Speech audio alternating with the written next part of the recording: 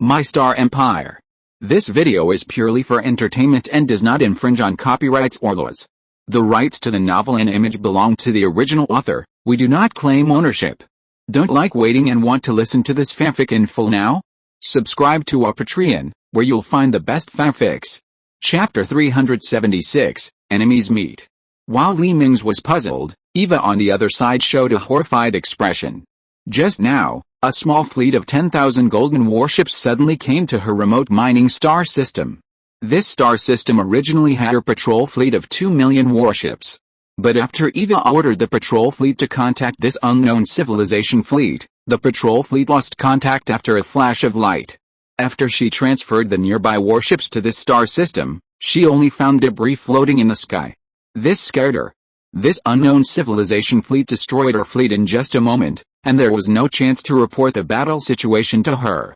Such a powerful fleet appeared in her star field, and it was not a good thing. Eva, who sensed the crisis, decisively decided to run away.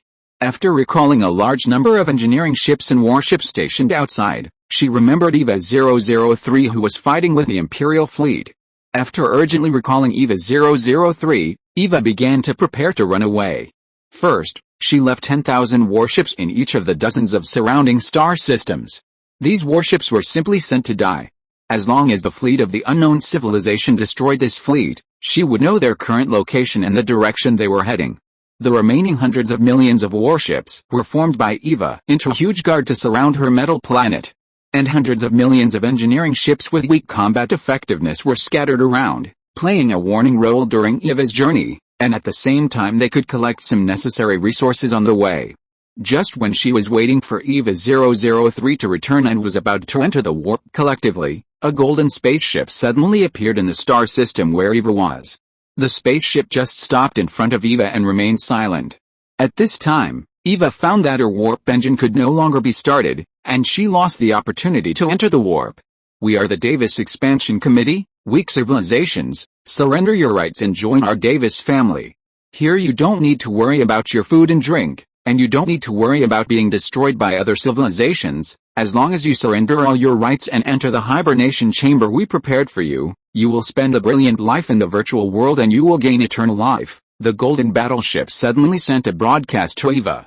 The information of this broadcast made Eva secretly groan in her heart.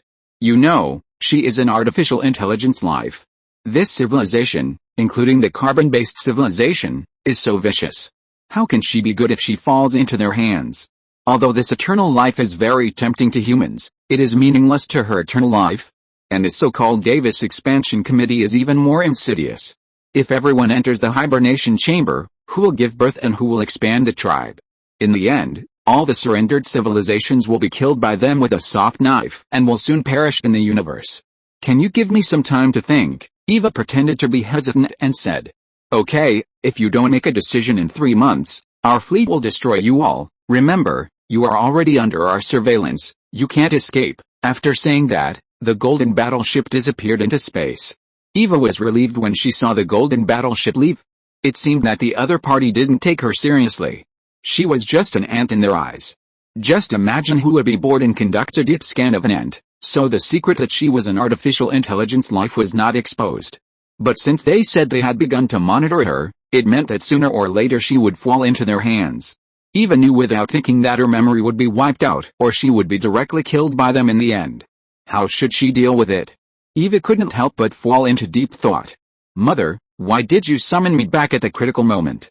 You know, we can tear through the fragile defense line of the Sith Empire soon. The figure of Eva 003 appeared in Eva's network. Wait, Sith Empire? Eva's electronic eyes suddenly lit up. I will go to the Sith Empire in person. You continue to mine minerals and build warships. We may have a big war to fight. Eva cut off the connection with the artificial body after saying this. Soon, a white spaceship the size of a Sith Empire destroyer without any weapons flew out of the core of the metal planet. The shape of this white spaceship is like a soaring dove, and its streamlined shape is sharp and angular, which is very in line with human aesthetics.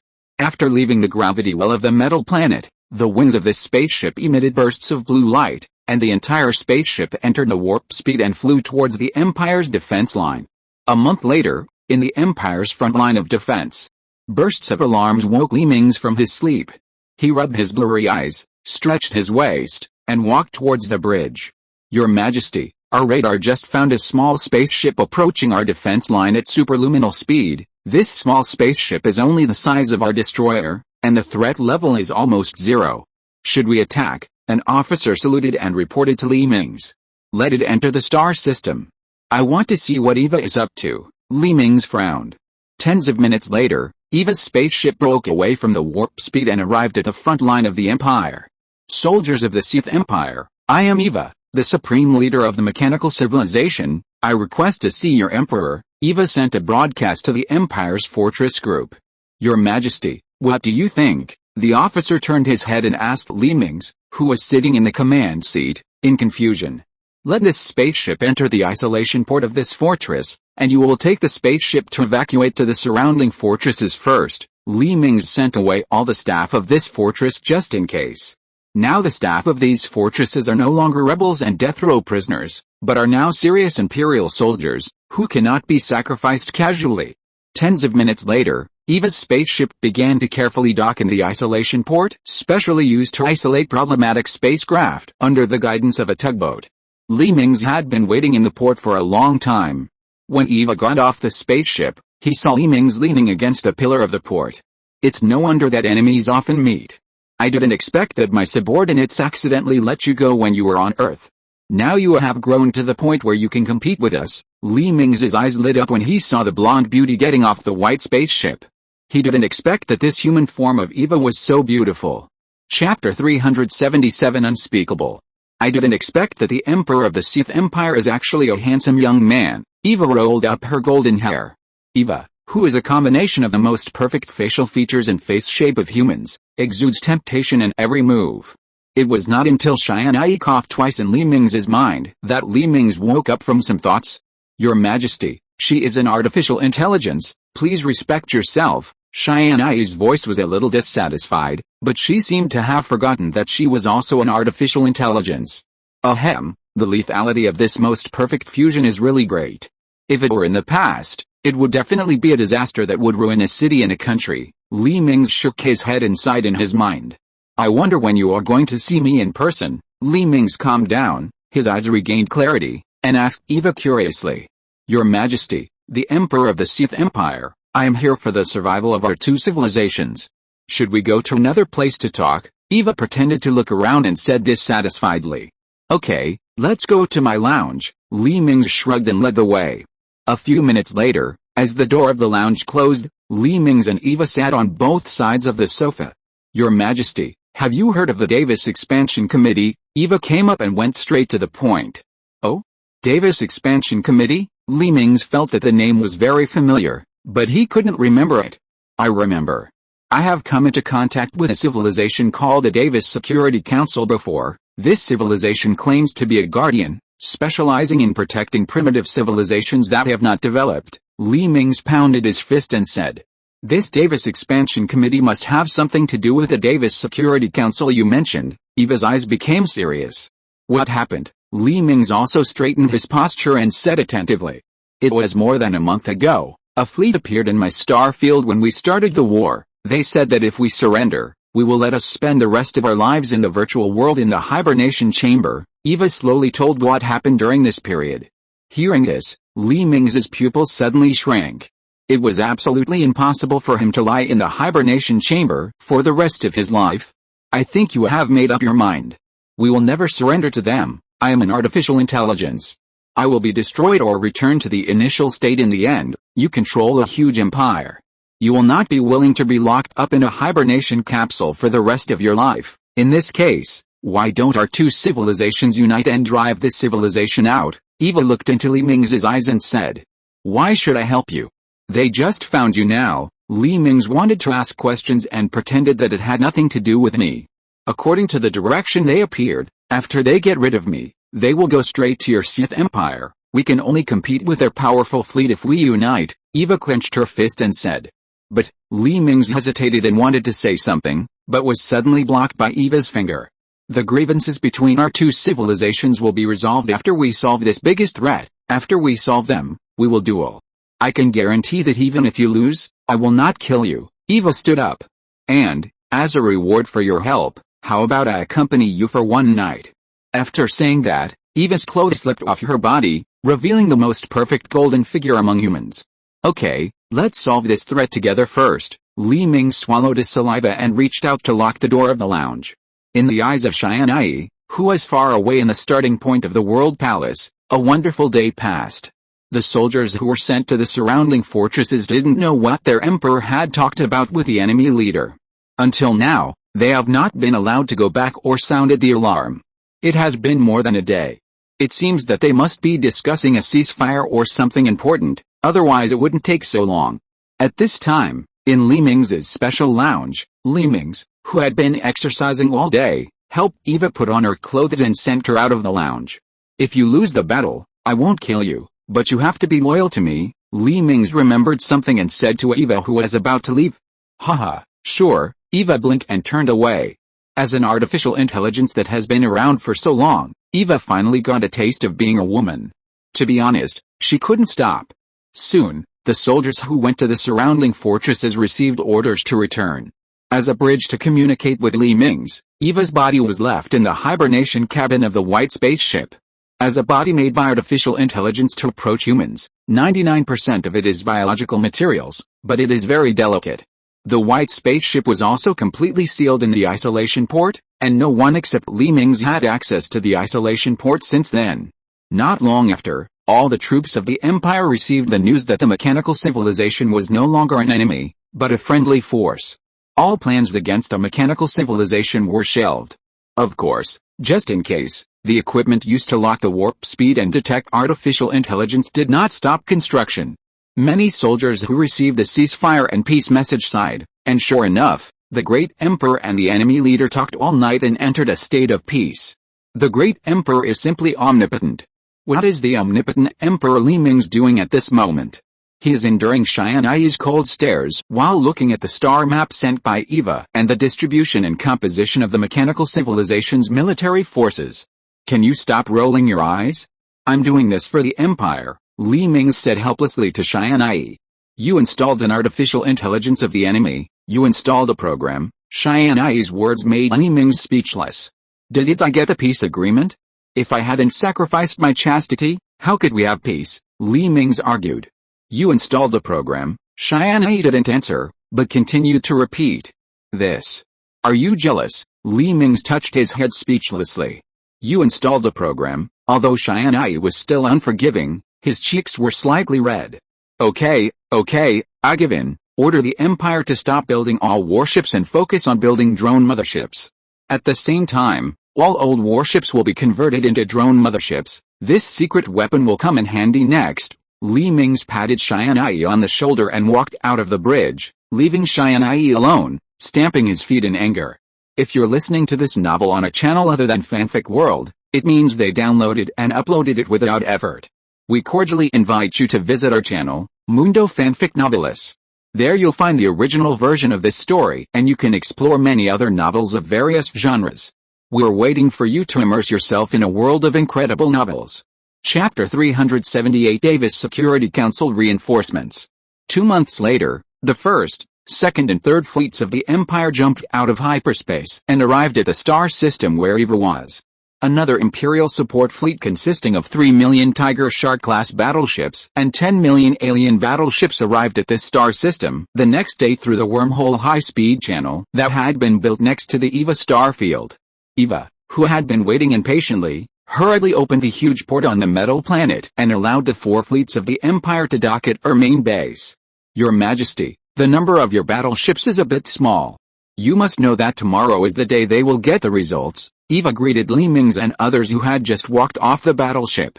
Hello, sister, I have heard of your great name for a long time. As an artificial intelligence, you can integrate with humans so seamlessly. I really envy you, Eva said and stretched out her hand to Tianyi. As the Empire's old enemy, Eva had already secretly intercepted the communication signals between the various colonies of the Empire. Tianyi, the artificial intelligence that holds the power of the Empire, is even more praised and worshipped by the people of the Empire. As an artificial intelligence, Eva was naturally envious, thinking that she had been used by humans on Earth when she was just born. Who is your sister? Tianyi rolled his eyes and didn't want to shake hands with Eva. She still remembered clearly that this little goblin seduced Li Mingze on the front line of the empire. Ha, let's go in and discuss. Eva laughed awkwardly twice and retracted her hand, welcoming Li Mingze and others in. Don't worry, our secret weapon is on the way and will be here later today. Li Mingze didn't want Eva to be too embarrassed, so he continued Eva's question just now. Secret weapon, can you tell me first? Eva bumped Li Mingze with her arm and asked with a smile. You will know it naturally when we fight. Li Mingze showed a mysterious smile and went straight to the sofa and sat down. Tisk. Keep it secret, Eva pouted. Time passed quickly, and near dusk, Sith time, a fleet of 20,000 drone motherships arrived at Eva's starfield. This drone carrier is the Hive fleet that was formed independently after the breakthrough of the Empire's biotechnology. All drone carriers are transformed from old aircraft carriers, battleships and large transport ships.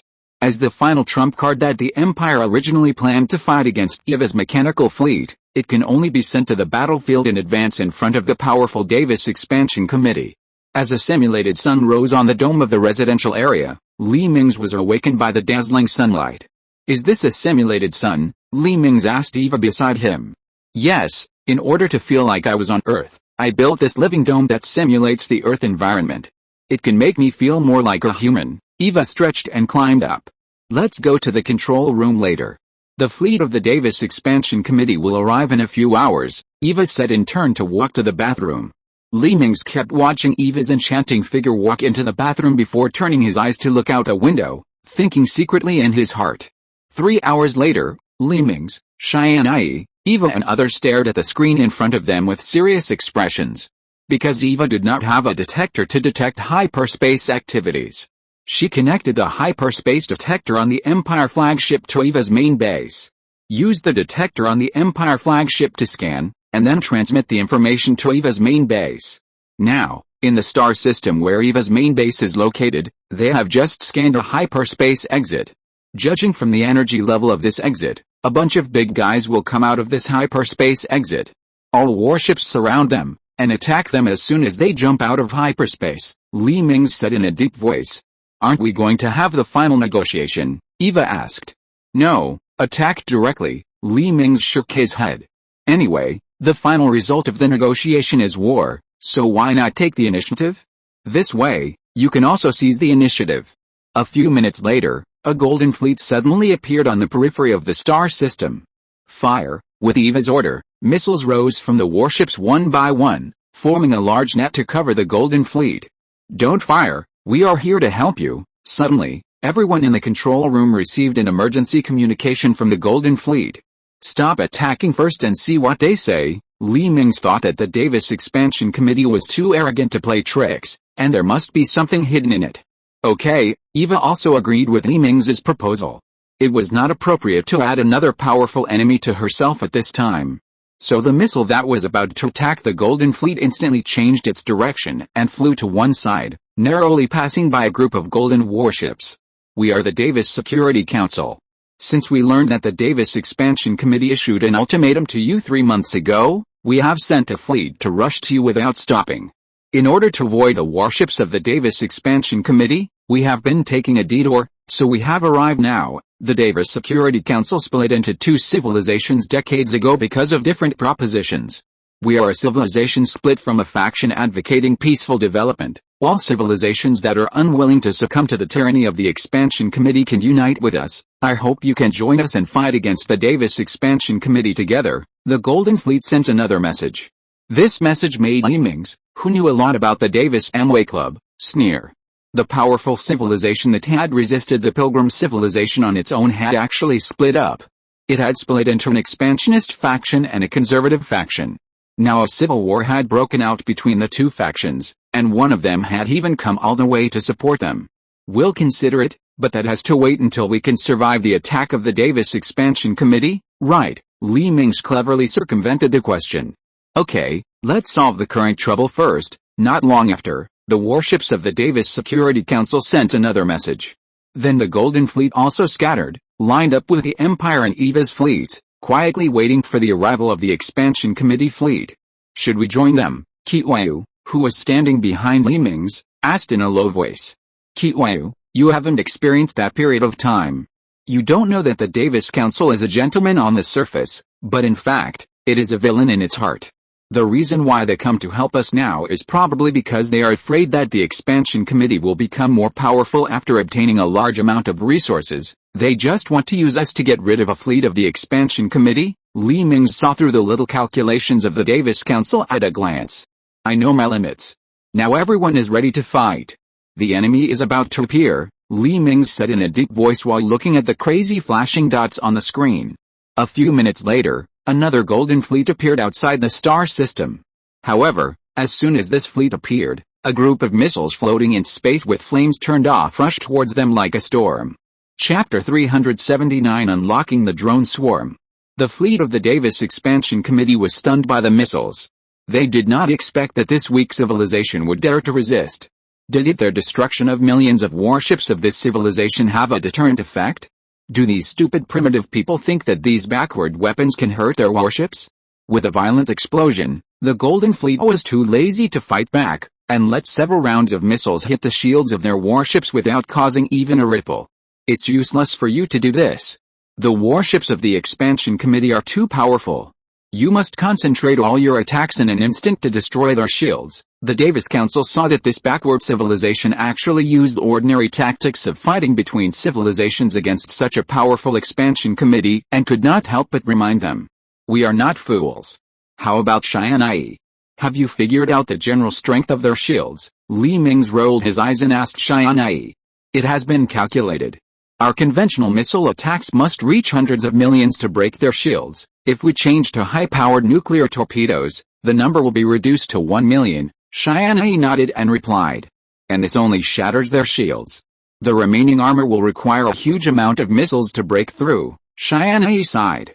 Eva, order our fleet to concentrate fire first to buy time for our secret weapon. Li Mingze patted Eva on the shoulder and switched his consciousness to the flagship of the Hive fleet. The original Crescent was transformed into a drone mothership and became the flagship of this new secret fleet. The reason why Li Mingze did not use gravity bombs on the fleet of the Davis Expansion Committee but used the secret fleet was because he knew that even if he launched gravity bombs, with the powerful technology of the Davis Security Council civilization, his gravity bombs would not have any effect, but would be wasted. Your Majesty, do you want to unlock the swarm?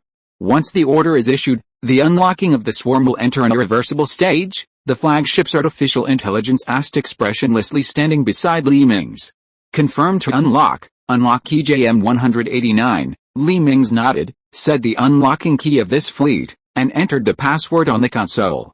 After confirming that the password and secret key were correct, the alarm sounded in the flagship, and the lights in the bridge turned red. Then, in the drone hangars of each drone mothership, capsules half the size of a human were taken out of the freezer and soaked in nutrient solution. As the capsules were torn from the inside, countless tentacles stretched out from the capsules into the nutrient solution, and a huge meatball gradually took shape.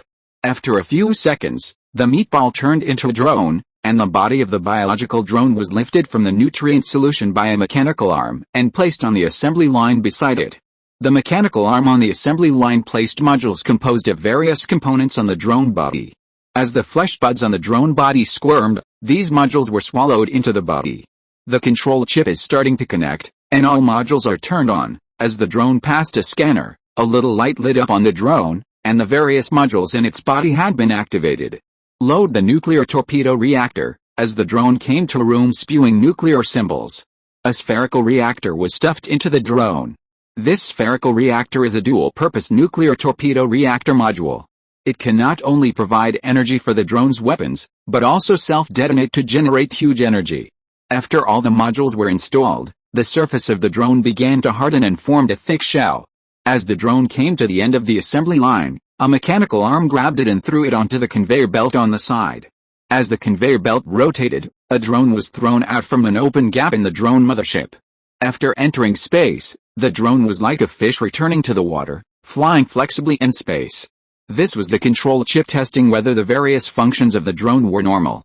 In just 1 minute, a drone appeared outside the drone mothership from nothing. As time passed, a thick layer of flying drones began to surround the drone mothership. At this time, the EVA fleet had already fallen into a bitter battle with the Davis Expansion Committee's fleet. The quality of EVA's mechanical warship was far lower than that of the Expansion Committee's warship, but the secondary guns of the Expansion Committee's warship could easily smash it. To deal with the warship of the Expansion Committee, all the mechanical warships need to concentrate their fire to tear its shield apart. Fortunately, the first warship of the Expansion Committee was destroyed. After EVA and the Imperial Fleet's salvo took away the shield of the warship, the Davis Security Council's warships blasted the warship into pieces. In order to destroy this warship, EVA's fleet paid the price of up to 1 million warships, while the Sith Empire and the Davis Security Council had no losses so far. "You have to hold on, at least buy us an hour," Mingze gritted his teeth and said to EVA. "My fleet suffered too much loss. 1 million warships were destroyed by them in one encounter. You know, I only have 150 million warships in total. According to the frequency of their warships shooting, my fleet can only hold on for 149 minutes, EVA's heart was bleeding. "Don't worry, when our swarm is assembled, the scales of victory will tip over to us." Mingze patted EVA on the shoulder and signaled her to relax. In this way, EVA's fleet and Davis's Expansion Committee fleet fought for nearly 100 minutes. At this time, the Empire's swarm fleet had disappeared, replaced by densely packed swarm drones that kept flying. In 100 minutes, 2 billion drones were produced, and each drone mothership built an average of 1,000 drones per minute. These drones consumed a large amount of nutrient solution stored in the drone mothership.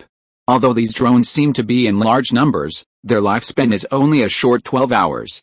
After 12 hours, these drones will turn into flying ash. But this is enough. The assembled drone swarm rushed towards the battlefield like a dark cloud. Open the swarm data link, target the golden battleship of the Expansion Committee, and execute a suicide attack. Mingze sat in the command seat of the flagship of the drone mothership, with a classic sneer on his lips. Chapter 380 Suicide Charge. As the data link on the drone was activated, the supercomputer on the Crescent began to calculate frantically.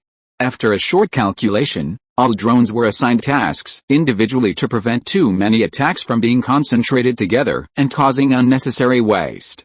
The drone swarm that was originally gathered together instantly split into tens of thousands of small groups and rushed towards their respective targets.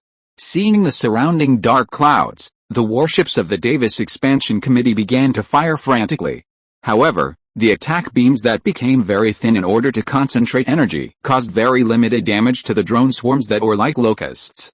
Coupled with the flexible maneuverability of the drones, a round of attacks by tens of thousands of Expansion Committee warships only killed less than 1,000 drones. At this time, the Expansion Committee had lost the initiative, and the drone swarm was very close to their fleet. Target those warships that release drones. As long as we kill these motherships, those hateful bugs will naturally lose command, an officer in the bridge of the flagship of the Expansion Committee fleet ordered in a deep voice. The Expansion Committee warships that decided to use the decapitation tactic began to accelerate continuously and rush towards the drone mothership fleet, hiding outside the battlefield. Attack immediately, Mingze, who saw the intention of the Expansion Committee warship, ordered decisively. Countless drones accelerated suddenly, but unexpectedly, they did not use machine guns or missiles to attack as everyone in the Expansion Committee thought, but instead crashed into their warships fearlessly. "It's ridiculous. You think you can break our shield by crashing?" The commander of the Expansion Committee fleet had not finished speaking when the first drone suddenly exploded after hitting the shield of the Expansion Committee warship. A small sun appeared in front of the commander of the Expansion Committee fleet. Only then did he realize that something was wrong. These were not drones at all, but nuclear torpedoes that could act autonomously. In fact, these drones were also equipped with machine guns, but these machine guns only targeted enemy fighters and drones. Facing an enemy with strong defense like the Expansion Committee fleet, these drones had only one way to explode. Now he realized that something was wrong, but it was too late. The strategic mistake allowed most of the drones to enter their defense circle. Waves of explosions began to appear in the Expansion Committee fleet. The suicide attacks with tens of millions of explosions per second covered the entire starry sky with dazzling light. The entire starry sky seemed to be bathed in a sea of light. EVA's fleet, which relied on optical sensors, had stopped attacking after losing its ability to search for the enemy, waiting for the light from the explosion to dissipate. This super chain explosion lasted for nearly 30 seconds. In this half-minute, 2 billion drones all hit the shields of the Expansion Committee warships and turned into a streak of light. The damage caused by the superposition of 2 billion nuclear torpedoes easily shattered the shields of tens of thousands of warships of the Expansion Committee. Eva, who is always paying attention to the battlefield situation, seized this favorable opportunity and decisively ordered her less than 70 million mechanical warships to rush towards the Expansion Committee fleet. Davis' Security Council fleet also reacted in shock and rushed towards the Expansion Committee fleet behind Eva's mechanical fleet. At this time, the four fleets of the Empire quietly withdrew to the vicinity of the drone hive fleet, on the grounds that defending the hive fleet could produce more drones and completely defeat the fleet of the Expansion Committee. In fact, only Mingze knew that the nutrient solution carried in the drone mothership had been exhausted. Not only that, the Empire's dual-purpose reactors that could self-destruct and provide energy had been completely consumed. Although the drone mothership can be manufactured with the help of material transmission, the manufacturing speed is really a drop in the bucket for the number of drones that easily reach hundreds of millions. Your Majesty, our transport ships carrying nutrient solution and ordinary reactors are on the way. Tianyi came to Mingze and said softly. When they arrive, start supplying the drone mothership immediately. Mingze nodded. Now they just wait quietly for the battle to end and save their strength. Half an hour later, a supply fleet consisting of tens of thousands of small transport ships arrived on the battlefield through the wormhole high-speed channel. Seeing that the enemy had more reinforcements arriving, the commander of the Davis Expansion Committee was very anxious. Don't get entangled with these warships anymore, and do your best to kill those drone motherships. The Expansion Committee saw that their warships were disappearing under the concentrated fire of Eva's warships and Davis Security Council warships, and hurriedly adjusted their strategy. Sir, the enemy is retreating, we can't catch up at all, a soldier hesitated and said with a stiff upper lip. Then activate the main guns. The commander of the Expansion Committee gritted his teeth and unlocked the main guns of all warships. Because these main guns require too much energy, and can only shoot at a single target, they were not activated when fighting with Eva's fleet. However, now in order to deal with enemies far beyond the range of the secondary guns, the main guns can only be activated. With the unlocking of permissions, all the golden warships of the Expansion Committee began to spread out 6 flying wings, and 6 rays of light shot out from the tips of the wings, converging into a golden beam of light in the air and flying towards the distant Imperial fleet. Emergency evasion. Mingze felt something was wrong when he saw these golden warships begin to deform. Fortunately, he noticed it early, and most of the Imperial warships turned their bodies to avoid this fatal blow. However, some drone motherships and supply ships that were in the process of replenishment were not so lucky. Thousands of golden beams of light instantly penetrated thousands of drone motherships. All objects disappeared where the golden beams passed, and the warships were blown into pieces after a transparent hole was opened. The new shields and energy-absorbing organizations that the Empire was proud of did not play any blocking role in front of the golden beams, and were shattered in the blink of an eye. However, when the fleet of the Expansion Committee fired its main guns, the secondary guns could no longer be used. Eva seized this opportunity and ordered the mechanical fleet to rush into the fleet of the Expansion Committee for a boarding battle. One by one, the ship-grabbing landing pods were launched from both sides of Eva's mechanical warships onto the warships of the Expansion Committee. As these landing pods drilled into the warships of the Committee, robots crawled out of the landing pods and crawled towards the bridge of the Golden Warship. But Eva miscalculated. The Golden Warships were the same as the Empire's man-ship integration plan. Each warship had only one driver, who was protected by heavy metal, and no matter how many robots you had, they could do nothing. Chapter 381 Retreat and Confrontation. The life of the drone was changed to 20 hours. Error. The Expansion Committee warship immediately activated the defense device after discovering that the warship was invaded by robots. After a yellow light curtain flashed in the warship channel, all the robots were turned into powder. Your Majesty, our drone mothership has been refilled with nutrient solution, Tianyi said to Mingze, who was observing the situation on the battlefield. Order the fleet to start manufacturing drones immediately. Mingze nodded expressionlessly. Countless drones flew out of the drone mothership again and began to circle around the drone mothership. At this time, the number of mechanical warships on the battlefield had dropped to 30 million, and more than 8,000 warships of the Davis Expansion Committee were destroyed, leaving less than 2,000. The record of these 8,000 ships was mainly the result of the joint attack of the Empire's drone swarm and the Davis Security Council's fleet. EVA's fleet basically only played the role of interfering with the Expansion Committee fleet, and the total number of Expansion Committee warships destroyed was less than 1,000. If it were not for the assistance of the Davis Security Council and the Sith Empire, it can be predicted that EVA would definitely be wiped out or captured by the Expansion Committee in the end.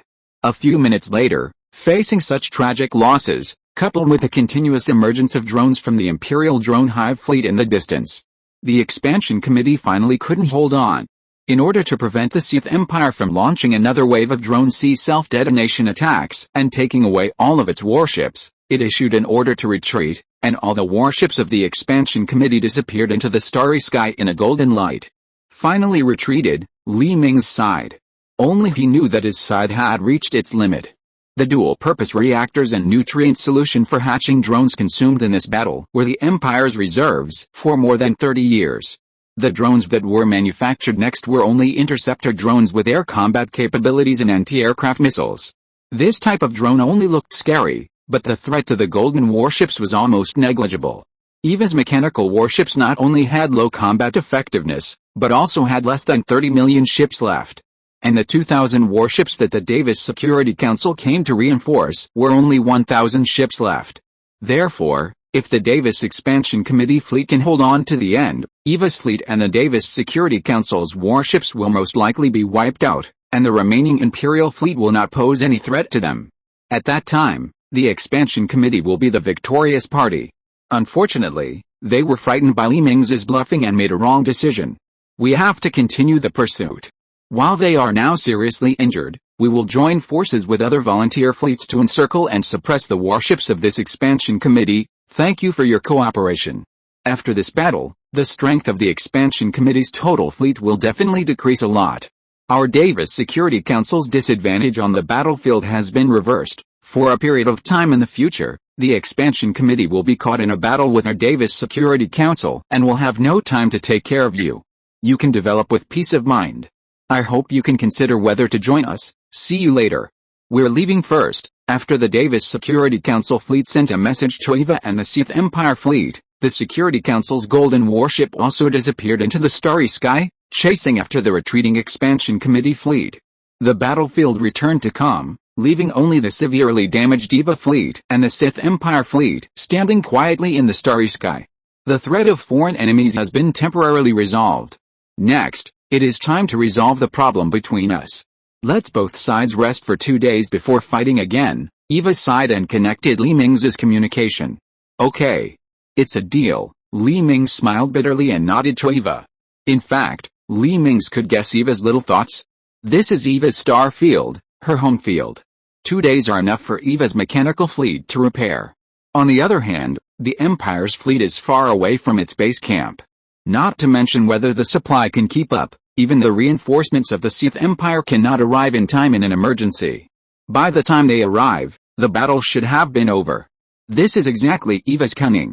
Soon, EVA's 30 million fleet began to enter the inner port of the metal planet through hundreds of huge entrances on EVA's main base. There they will add reactor fuel and ammunition, repair the damaged hull, and prepare for the decisive battle in 2 days.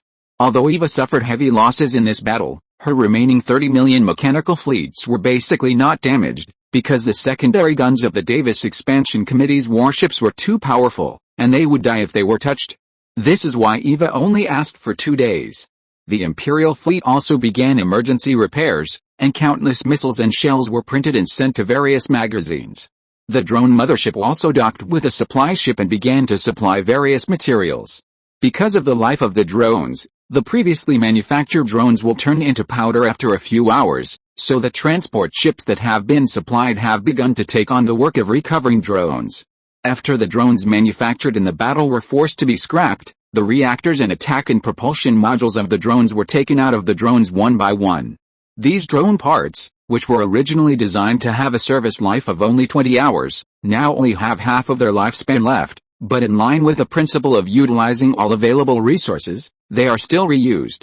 After all, the Empire's supplies are not so abundant now. Moreover, these devices are much more valuable than the nutrient solution that the Empire can now produce in large quantities. 2 days passed quickly, and the Imperial fleet and EVA's fleet had completed their repairs.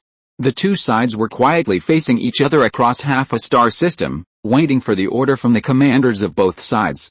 Your Majesty, we just detected a large amount of energy reaction under the outer shell of that metal planet. Tianyi frowned. Enlarge their main base on the screen. Mingze nodded and ordered Tianyi. As soon as the voice fell, a huge hologram appeared in front of Mingze, and the metal planet on the screen was slightly undulating. What is Eva's metal planet doing? Mingze was very puzzled.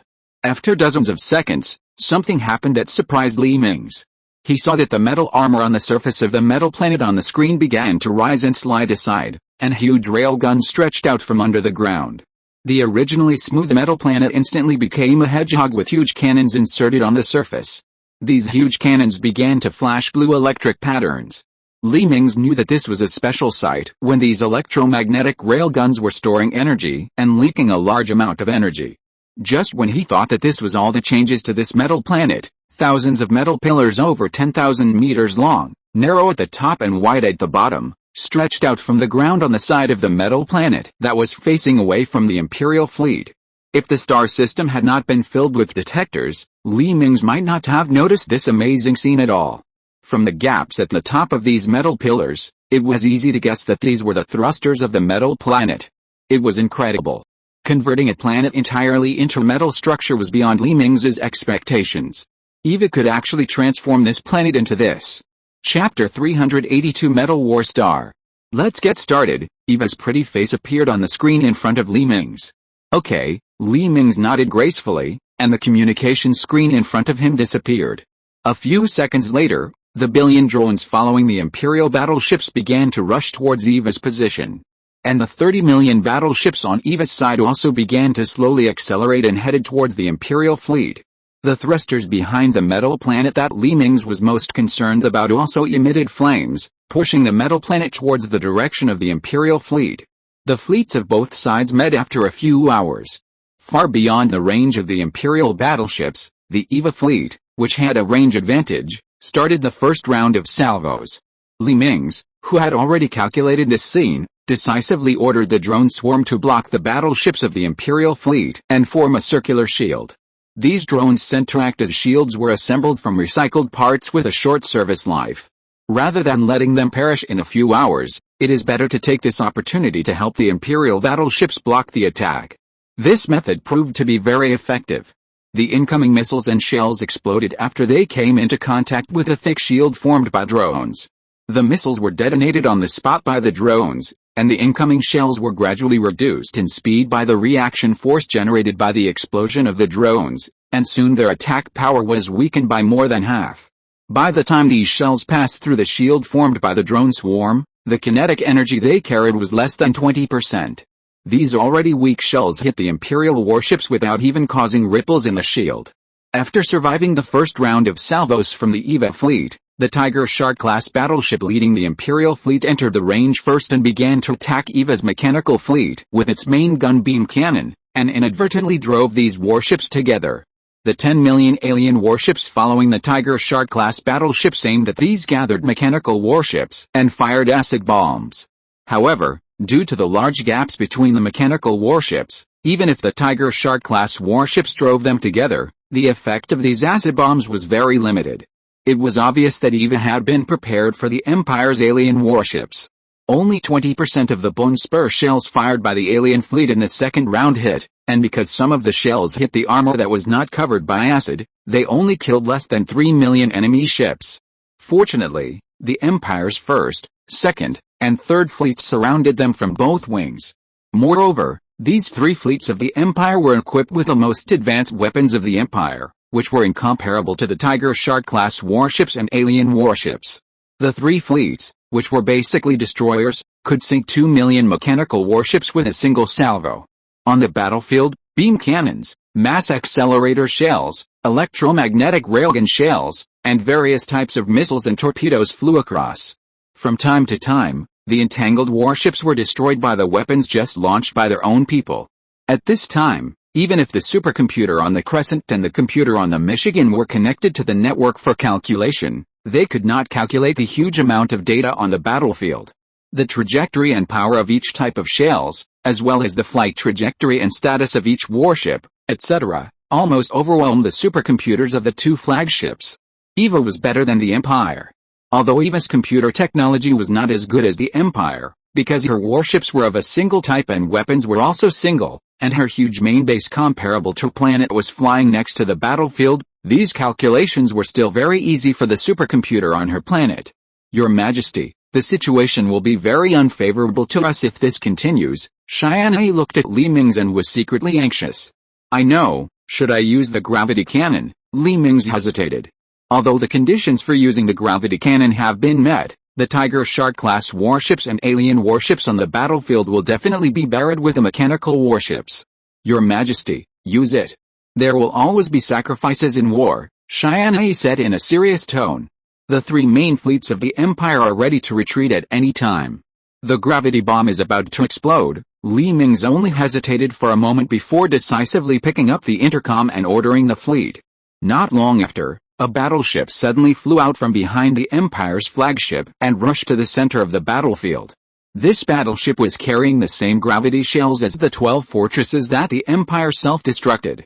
The field-binding device, which accounted for 70% of the battleship's volume, firmly bound a gravity bomb to the center of the battleship.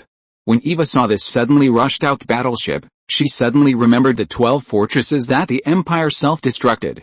Those 12 fortresses did not have the slightest violent energy reaction, but produced the effect of the Empire's flagship gravity bomb. It is certain that the Sith Empire must have the technology to save this gravity bomb and use it when necessary. There is no doubt that this suddenly appeared battleship is 99% likely to be a battleship loaded with gravity bombs. All battleships disperse immediately, Eva hurriedly shouted to the fleet. However, at this time, the Empire's alien warships suddenly used their tentacles to drag the warships near them, and the claws under them also firmly grasped the gaps between the armor of the mechanical warships.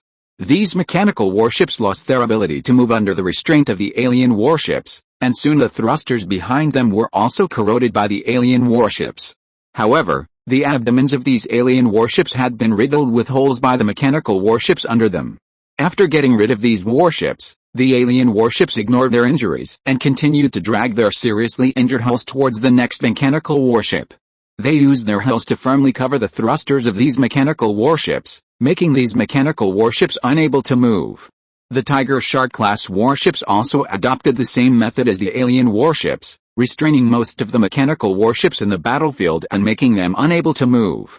In the end, the battlefield suddenly fell into a strange silence, and all the alien warships and Tiger Shark-class warships were piled together with Eva's mechanical warships, and no warships could continue to fly.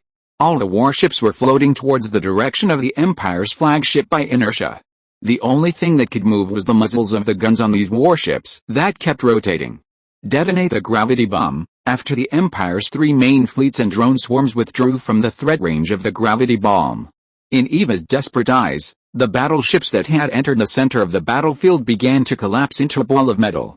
This was obviously the scene of the gravity bomb exploding. The many mechanical warships that had lost their ability to move could only watch unwillingly as they flew towards the metal ball under the attraction of huge gravity. In just a few dozen minutes, the warships that could not move on the battlefield merged with a metal ball to form a metal sphere mixed with alien flesh and blood. Chapter 383 Battle with a Metal Planet. After seeing her fleet destroyed by the Sith Empire, Eva could only control her huge metal planet and go into battle herself.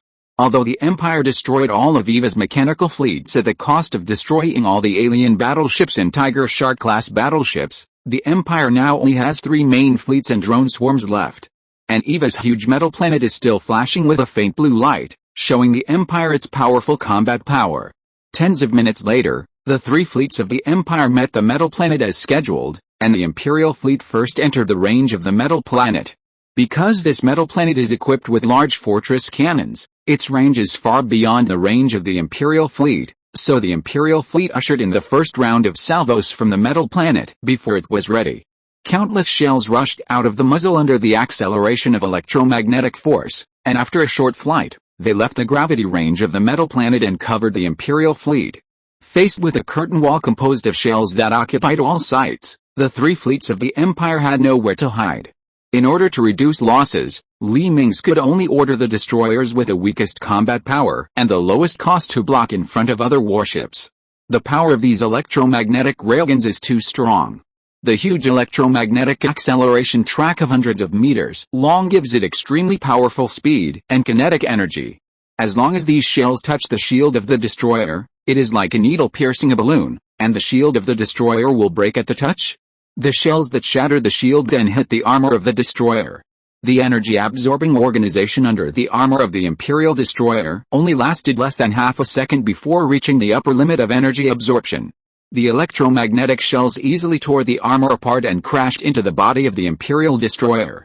As the warhead shattered, countless shrapnel raged in the Imperial destroyers, and all the destroyers blocking the fleet were completely destroyed after the first round of shooting. All warships retreat, leave the attack range of this metal planet. Mingze saw that the situation was not good and hurriedly ordered the 3 fleets of the Empire to retreat. He had not expected that the fortress cannons on this metal planet had such a long range. It seemed that only a small part of their huge volume was exposed, and some parts might be buried under the surface of the metal planet.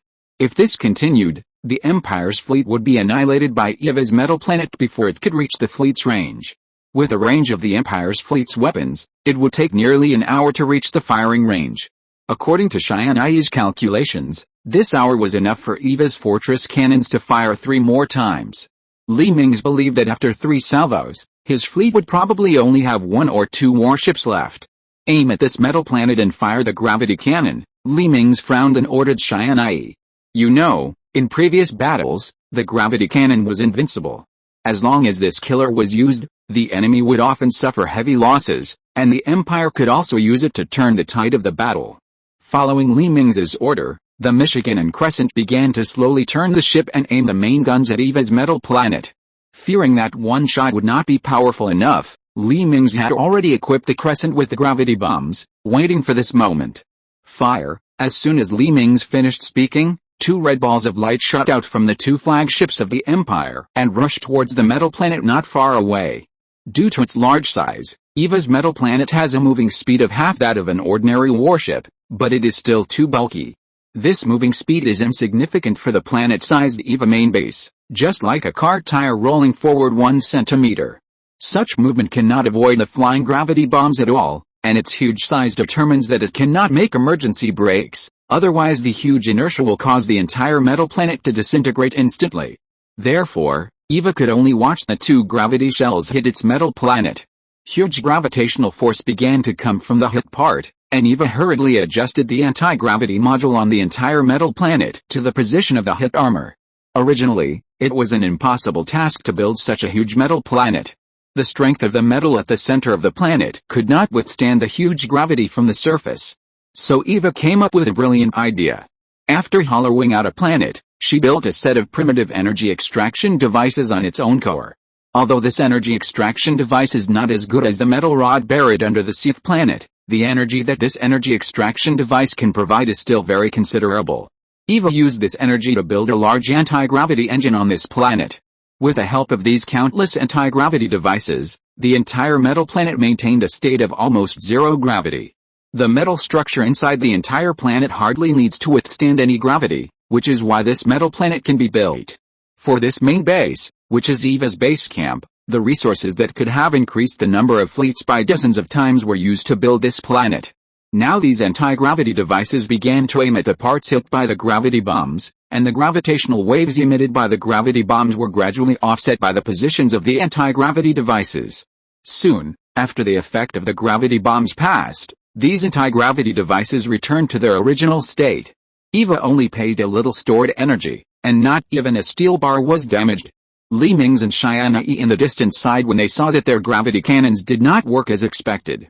They really had no way to deal with this metal planet now, and their fleet could not get within the firing range anyway. But Eva was not in a good situation either. Because of the huge size of the metal planet and the mobility of garbage, Eva had no way to deal with the Empire's fleet. As long as the Empire's fleet did not commit suicide and enter the range of her fortress guns, she would have no way to deal with these Empire warships. No matter what, this metal planet could not outrun the Empire's fleet.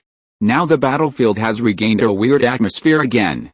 The Empire's fleet is constantly retreating, while the metal planet is constantly approaching. Neither side launched an attack, and they just confronted each other.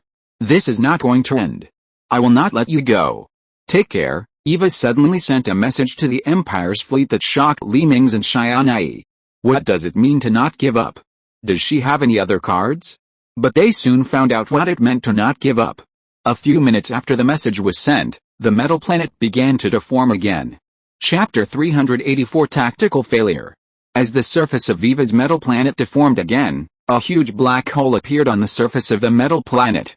This dark hole exuded a faint uncomfortable breath, as if it was a big mouth that could swallow everyone. Order the fleet to disperse immediately. I have a bad feeling. Li Mingze stared at the black hole on the screen and sent a command to Lei Ming and the other two. After receiving Li Mingze's order, Lei Ming and the other two began to command the fleet to disperse in all directions. At this time, the dark hole began to emit a long red light, as if a ball of fire was jumping under the hole. All warships disperse immediately. The ominous feeling in Li Mingze's heart became stronger and stronger, and he was so scared that he shouted loudly into the communicator. A few seconds later, a huge red beam of light several thousand meters thick shot out from the hole and went straight into the distant starry sky. Just when Li Mingze breathed a sigh of relief, thinking that his fleet was not hit, the huge beam of light inserted into the nebula suddenly began to sweep towards the Empire's fleet at a rapid speed as the metal planet rotated slightly. Many warships in the Second Fleet were burned to ashes in an instant, and only a small number of them escaped. Damn it, Li Mingze, who saw that the Second Fleet suffered heavy losses and was almost wiped out, was so angry that he smashed a console in front of him. Fortunately, most of the Empire's warships have now completed the transformation of man-ship integration, and the warships that have not been transformed have been transferred to the logistics core. In this attack, the Empire lost only a large number of warships, and only lost tens of thousands of elite soldiers, which is insignificant for the Empire's army that has expanded to hundreds of millions. Run around. The faster the better. Li Mingze was secretly anxious in his heart, hoping that his fleet could avoid Eva's attack. The Empire's warships were like mice chased by cats, running around to avoid the attack of the red beam. A few minutes later, the careful Li Mingze found that the hole where the metal planet launched the red beam had begun to show signs of melting. Obviously, this weapon is not mature, and the metal made of it has not reached the strength to be able to shoot for a long time. As expected, after a few seconds, the red beam of light gradually disappeared, and the originally dark hole seemed to be covered with melted metal, emitting dots of red light. One after another, engineering ships swarmed out of the port of the metal planet and rushed towards the damaged hole. Obviously, they wanted to repair this super weapon as soon as possible so as to launch the next attack as soon as possible. It will take some time for them to repair this weapon. We must think of a way to deal with this planet before the next shooting. Li Mingze frowned and said in a deep voice. The engineering ships in the distance have begun to spray an unknown white liquid on the melted metal at the hole. The mechanical arms are also busy. The originally melted metal has slowly returned to its original appearance. It seems that it will not take too long for them to repair this weapon. Li Mingze didn't know if there were any restrictions on the use of this weapon. He didn't even know how long its attack interval was, and he didn't know what loopholes this weapon had. Your Majesty, I have no way. Tianyi shook his head. With her huge computing power, she couldn't think of any good way to break through the copper wall of this metal planet. Well, let me think about it. Li Mingze was thinking quietly, and his thoughts soon drifted to the novels and movies on Earth. Got it, Li Mingze suddenly thought of something. Oh? Your Majesty, is there any way? Tianyi asked curiously. I've seen a movie before, in which the protagonist controlled the fighter planes to form an electric drill, used the fighter planes to protect the warships in the middle to break through the enemy's defense line, and finally launched the super weapon to the enemy's planet. Li Mingze recalled the plot of the movie. Are you going to use a drone formation? Tianyi replied, not quite understanding. That's right. Listen to me, this is it. Li Mingze called Tianyi to his side and whispered. Not long after, a billion drones that were about to die and a billion drones that had just been manufactured gathered together, waiting for Li Mingze's order. The Crescent flagship slowly flew out from the Michigan and came behind the drone swarm. Start changing the formation, surround the Crescent and enter the metal planet, and launch a super nuclear bomb. Li Mingze gave the order to the drone. The so-called super nuclear bombs are the existing nuclear weapons bundled together and piled up in the warehouse of the Crescent. The original host of the Crescent has been launched into space and will be transferred to the Michigan in a short while. The power of the final explosion of these supernuclear bombs is enough to tear a corner of the Earth. When the crescent flies close to the metal planet, these nuclear bombs will be fired at the metal planet at close range. After the crescent uses the shield to resist the explosion of nuclear weapons, it will fire the gravity cannon at the metal planet that should have been seriously injured again, and solve the metal planet in one fell swoop. With the control of Tianyi, these drones began to form a huge drill-shaped shield that rotates continuously, firmly protecting the huge body of the crescent. Let's go! This super combination composed of drones and the crescent flagship rushed towards the metal planet with Mingze shouting. Soon, they entered the range of the metal planet fortress cannon, and shells were fired crazily at the shield formed by the Empire drones. Shells larger than the size of drones soon approached the shield formed by drones. These electromagnetic shells easily penetrated the thick shield of drones. The seemingly thick shield of drones hardly played any protective role. When these drones were touched by the shells, they were torn into a pile of powder by the kinetic energy, and the blocking effect on the shells was minimal. Therefore, although the shield composed of 2 billion drones seemed to be able to block these electromagnetic cannons, but in fact, these electromagnetic cannons still bombarded the Empire's flagship Crescent as usual. After encountering countless attacks, the Crescent broke through a distance and could no longer hold on, and hurriedly withdrew from the attack range of the metal planet. Mingze sighed heavily. He didn't expect that the movies were all lies. The quality did not reach the same level and had no effect on these shells. Now, there are only 300 million drones left out of the original 2 billion. What should be done next? Damn it, Mingze, who was extremely disappointed, punched the armrest of the command seat. Your Majesty, don't be discouraged, we will think about it slowly. Tianyi gently pressed on Mingze's temples to relieve Mingze's anxiety. This is it. Mingze looked up and suddenly noticed a detail on this metal planet that was easily overlooked. If you're listening to this novel on a channel other than Fanfic World, it means they downloaded and uploaded it without effort. We cordially invite you to visit our channel, Mundo Fanfic Novelis. There you'll find the original version of this story and you can explore many other novels of various genres. We're waiting for you to immerse yourself in a world of incredible novels. Chapter 385 Loophole.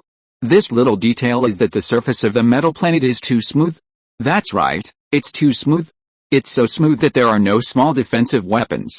Quick, zoom in on the surface of the metal planet, Mingze shouted hurriedly.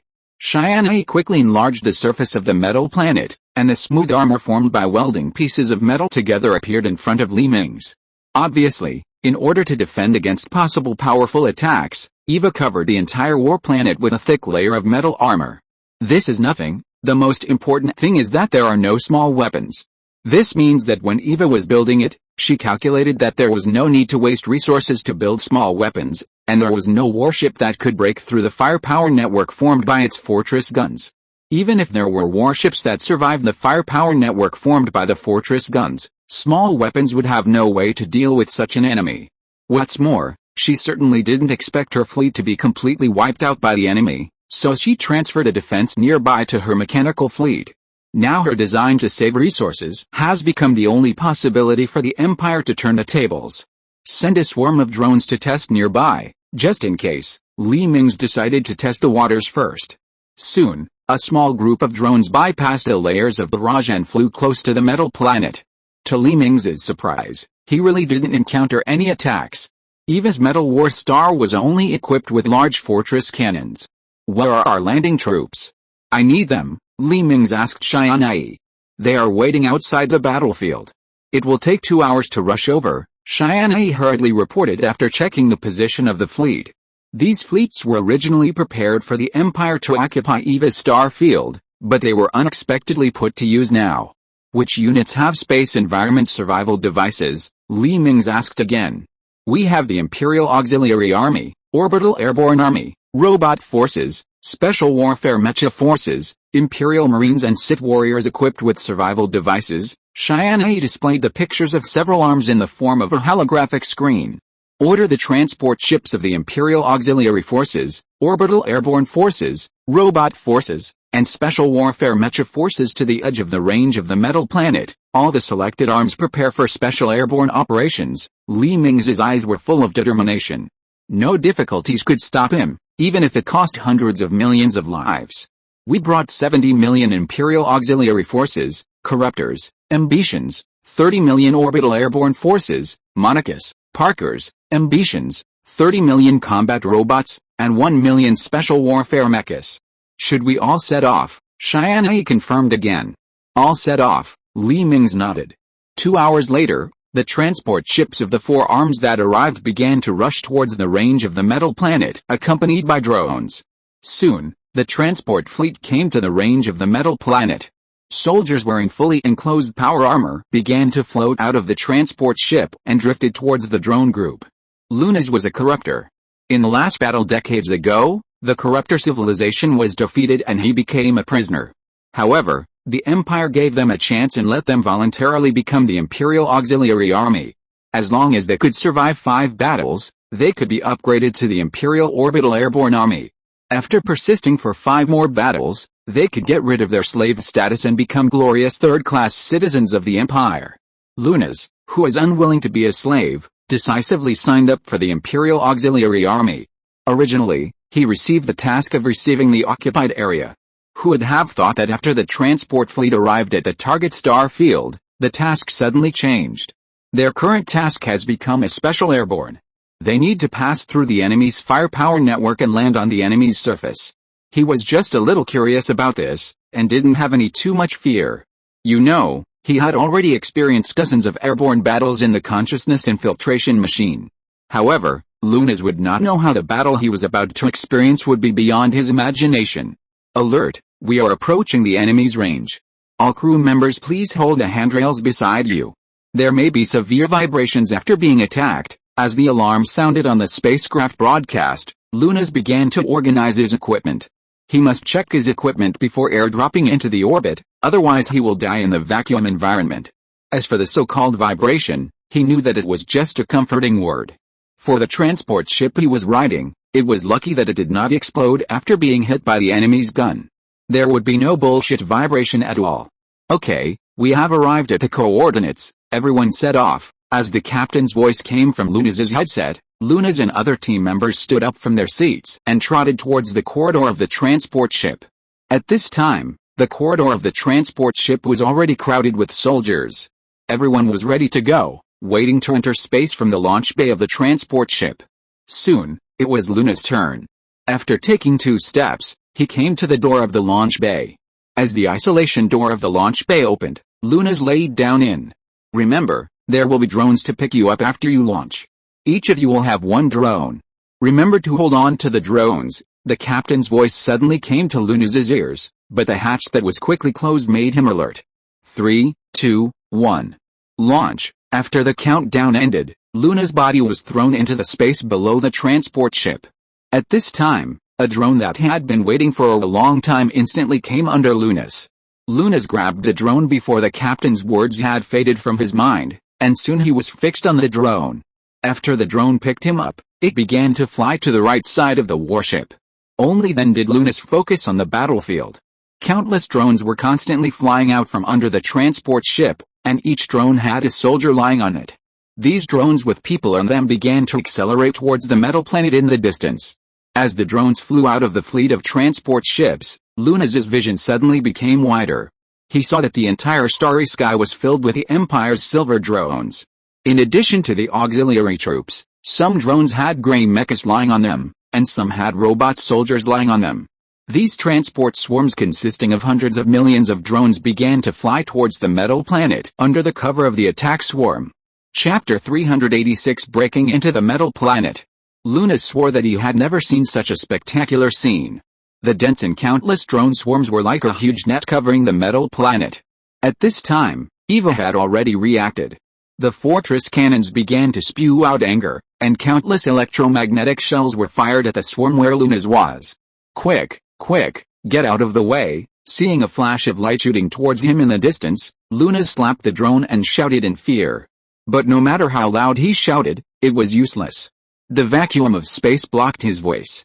Tianyi had already calculated all this. One drone after another began to fly, and one shell after another passed by them.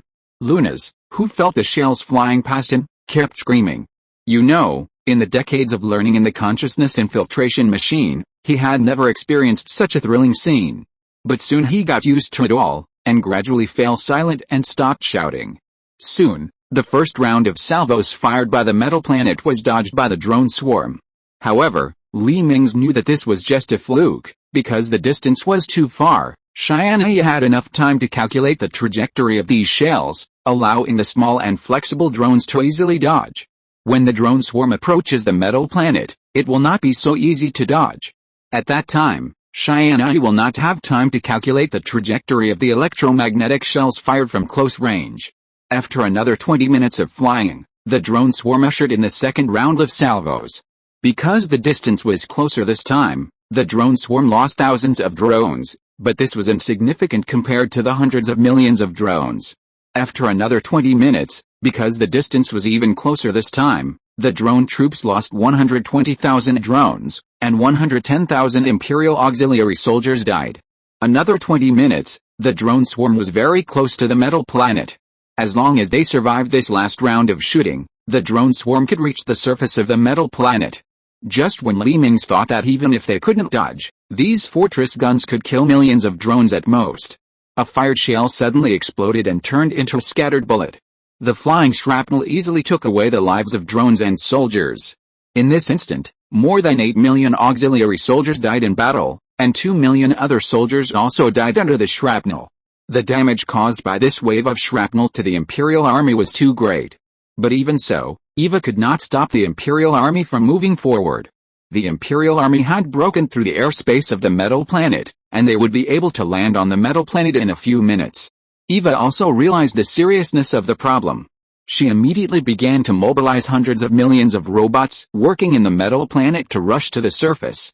At this time, Lunas had luckily escaped the shrapnel attack just now and came to the low altitude of the metal planet. Land, as the captain's voice came from the headset, Lewis let go and jumped off the drone.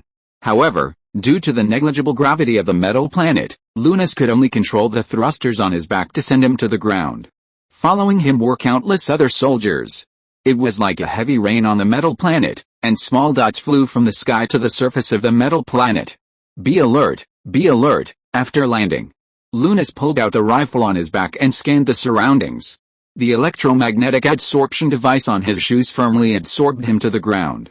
Just when he was glad that he had not encountered the enemy, a metal door suddenly opened on the ground not far away, and white robots holding electromagnetic rifles emerged from the ground. However, just when these robots came to the ground and were ready to shoot, a dazzling white light suddenly enveloped them. These robots instantly lost their ability to search for enemies and turned around in place. After Lunas and his teammates killed these robots with a few shots, Lunas and others turned off the tactical flashlights on their rifles. As early as when he knew that Eva's troops all relied on optical systems to search for enemies, Li Mingze thought of this tactic.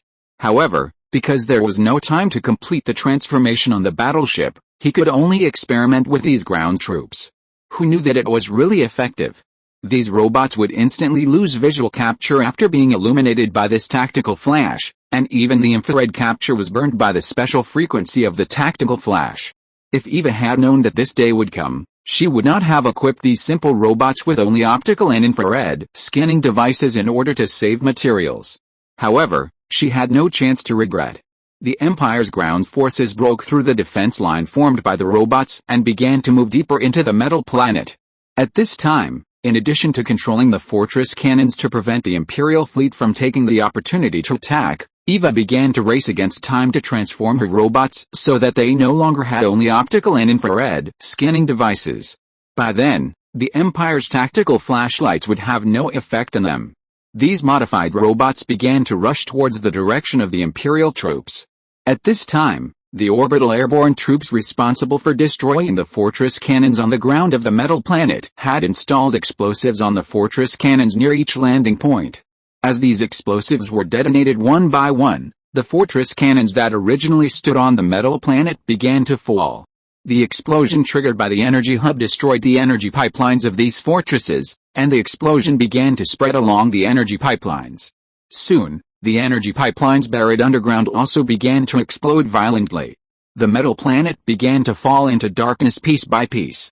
The reactors in these areas had temporarily stopped operating due to short circuits. Soon, 80% of the side of the metal planet facing the Imperial fleet fell into darkness. The two fleets of the Empire took the opportunity to advance rapidly. The metal planet, which had lost 80% of its fortress artillery, could no longer form a barrage. The Imperial warships easily dodged the incoming shells and advanced to the vicinity of the metal planet. These warships were full of Sith warriors of the Empire, and their target was the various ports on the metal planet. Although the heavy metal shell protected the entrance to the port very well, these gates did not even last 3 seconds under the volley of the Imperial fleet before they fell apart. The two fleets of the Empire rushed into the inner port of the metal planet through these open gates. The engineering ships docked in the port wanted to take off and escape, but were completely wiped out in the port by the Imperial warships that rushed over. As the Imperial fleet continued to advance, one Sith warrior after another began to jump from the gates of the warships and flew towards the port. These Sith warriors will cooperate with ground forces to completely destroy the core of Eva Metal Battlestar. Chapter 387 The Scales of Victory tipped again. As an immortal, Li Mingze also went to the battlefield in person. At this time, he was following an orbital airborne army to attack the interior of the metal planet. Huge explosions were heard from all directions along the way. It was obvious that the troops in other directions were ambushed by Eva's robot. However, unexpectedly, the orbital airborne army detachment where Li Mingze was located did not encounter any enemies along the way, and it moved forward unimpeded towards the core of the planet. In a corner that Li Mingze did not notice, cameras kept scanning the team, and Li Mingze's figure naturally appeared in Eva's sight. "Let me meet you in person." While ordering the modified mechanical troops to intensify the encirclement and suppression of the Imperial troops, Eva stood up from her seat and pulled off the data cable connected to the host behind her head. Then the platform she was standing on began to rotate and descend, and a huge white mecha appeared below the platform. After an entrance for the platform to enter was opened above the mecha, the platform carrying Eva sank into the mecha. The signal light of the originally silent mecha lit up instantly. With a sound of mechanical rotation, the mecha took heavy steps towards the direction of Li Mingze's team. After the mecha walked out of the room, rooms on the entire metal planet began to light up continuously. One by one, the mechas walked out of the lit rooms and rushed towards the direction of the Imperial troops. However, just as Eva was about to reach Li Mingze's position, a Sith warrior suddenly rushed out from the shadows. The Sith warrior fell on top of the mecha with a beam energy sword, emitting a faint light. Just as the Sith warrior was about to insert a beam energy sword in his hand into the gap of the armor above the mecha, a violent explosion suddenly occurred on the armor, and the Sith warrior was thrown out by the violent explosion. Eva seized this opportunity and fired an electromagnetic railgun to knock the Sith warrior away. The shield carried by the Sith warrior did not withstand this attack. Although the Sith warrior had used the power of Sith to remove most of the power of the shell, the remaining impact still shocked him and seriously injured him. After seeing that the Sith warrior was not a threat, Eva stood up and continued to run forward. She didn't need to waste time on such a small fry. Just after she left, the Sith warrior who had been lying on the ground got up with difficulty. After injecting himself with stimulants used on the battlefield to improve the body's various functions, the Sith warrior recovered a little and his physical condition slowly recovered to half of his usual level. He looked at the direction where Eva came from thoughtfully, and then made up his mind and used the power of Sith to support himself and fly in the direction where Eva came from. On this side, before Eva and Li Mingze met, all other troops of the Empire were caught in a bitter battle. Countless white humanoid robots continued to pour out from various places in the passage. Sometimes a maintenance pipeline that was ignored by everyone could continuously pour out robots after the Imperial troops passed by, blocking their retreat. These robots that have been transformed are no longer afraid of the tactical flash devices of the Empire. They are not afraid of pain or death. In addition, through data sharing, their shooting accuracy has reached an astonishing level. The Imperial Auxiliary Army was quickly defeated by the attack of these robots. As the second-to-last cannon fodder troops of the Empire, these auxiliary troops were only equipped with light power armor, and the defense provided by these armors was almost the same as that of naked robots. Moreover, although they had undergone decades of virtual training, their shooting accuracy was still not as good as that of computer-driven robots. These auxiliary troops began to shrink their defense lines in order to use these narrow passages to block the robots. Although the situation of the Orbital Airborne Army and the Special Warfare Mecha Force was much better than that of these cannon fodder auxiliary troops, the disadvantage in numbers could not be ignored. With the help of the Imperial combat robots, they had resisted several waves of robot attacks. They did not know that countless robots were being manufactured in other places on the metal planet. The robots that had just left the production line took up their weapons and rushed to the front line in shuttles. Not to mention the large engineering robots that were undergoing modification. Once the heavily armored engineering robots were completed, they would be the nightmare of the Imperial troops. The Sith warriors who had placed their hopes on Mingze also encountered great troubles. Large mechas that had just awakened blocked their way forward. These large mechas were controlled by EVA's clones. Their reaction and computing abilities were countless times stronger than those of ordinary robots. Coupled with their flexible adaptability and the reactive armor on the outside of the mechas, the Sith warriors could not get close to the mechas at all. Even if they got close to the mechas, the reactive armor on the mechas made the Sith warriors' strongest weapon, the beam energy sword, useless. Because once the beam energy sword was inserted into the armor, it would cause a violent explosion. This made the Sith warriors helpless against this behemoth that was more than 10 meters high. Compared with the helplessness of the Sith warriors, these mechas equipped with flamethrowers, missile launchers, electromagnetic railguns and dozens of close defense machine guns were much more excited. Seeing that the Sith warriors could not get close, EVA's clones seemed to be firing missiles and shells everywhere without paying. The explosions caused by these large mechas resounded everywhere in the entire planet. At this time, Mingze had no idea of the situation his army was facing. The heavy metal shell restricted the troops' communication signals to the channel. Each unit could only continue to advance according to the original plan, and had no way of knowing the latest progress of each unit. However, Mingze could no longer care about these troops, because a huge mecha over 10 meters high appeared in front of him. This mecha had just taken away the lives of hundreds of orbital airborne troops in front of him with dozens of electromagnetic cannons and more than 100 missiles. Long time no see, Mingze, Your Majesty. EVA's face was projected on the armor in front of the mecha, making Mingze frown. If you surrender now, I can spare the life of your girlfriend Tianyi. How about it? Do you want to consider it, although your troops have already advanced into my metal war planet? It is only a matter of time before they are defeated by my robot army. Now the orbital guns on the surface of my metal war planet have been repaired and restored to 70%. Your fleet can no longer approach my metal war planet, and my superstar crushing guns will soon be repaired. By then, your defense line will be nothing in front of my metal war planet, EVA said, and projected the video of Mingze's troops being surrounded and the video of the surface artillery being repaired and restored to work in front of Mingze. Damn it, Mingze secretly clenched his fists. If it really didn't work, he could only let the Michigan and Crescent break into the core of the metal planet and detonate the core. Chapter 388 I lost. But in this way, most of his fleets, flagships and ground forces will be lost inside this metal planet. This is undoubtedly too dangerous. If a civilization takes advantage of this time to launch an aggressive war against the Empire, then the Empire will have no power to resist. You must know that even the orbital defense modules of the 4 planets have been transferred to the defense line by Mingze. Now the ring world is only guarded by the logistics fleet. We must not fail. Mingze gritted his teeth and would never surrender even if he had to sacrifice all his fleets. Then I'm very sorry. EVA controlled the mecha to aim the electromagnetic gun at Mingze, who was standing in the empty hall. When the electromagnetic gun was about to be fired, a maintenance drone of the ancient civilization suddenly rushed out of the tunnel behind and rushed towards the orbital gun on the arm of the mecha. In a flash, the electromagnetic gun on the mecha was cut into several sections, and the unrestrained shells also slid to the ground. Just when Mingze thought that there was no suspense in this battle, the mecha suddenly stretched out an arm and pressed the maintenance drone hard to the ground. As a flash of red light passed, the high-temperature flames from the arm melted through the thin shell of the maintenance drone, and the internal circuits melted into a pool of unknown liquid. Mingze now regretted why he only brought a maintenance drone.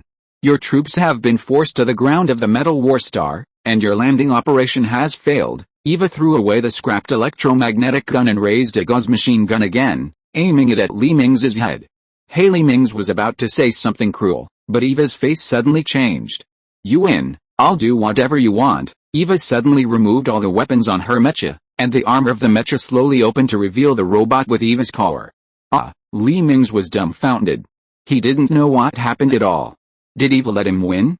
A minute ago, in the control room where Eva's body was originally located, a Sith warrior wrapped in a black robe suddenly appeared. The Sith warrior stumbled and almost fell to the ground as soon as he landed, and a large mouthful of blood sprayed on the floor. At this time, the seriously injured Sith warrior looked up at a metal sphere not far away that seemed to have no end. He knew that his destination was right in front of him. At this moment, there were bursts of air-breaking sounds behind him, and hundreds of mechas were chasing him. Along the way, he kept overdrawing his body and injecting stimulants crazily, making his body's flexibility far beyond the normal state. He found that his mecha had not reacted yet, and was passed by the Sith warrior. "You can't catch me," the Sith warrior showed a cold smile at the corner of his mouth.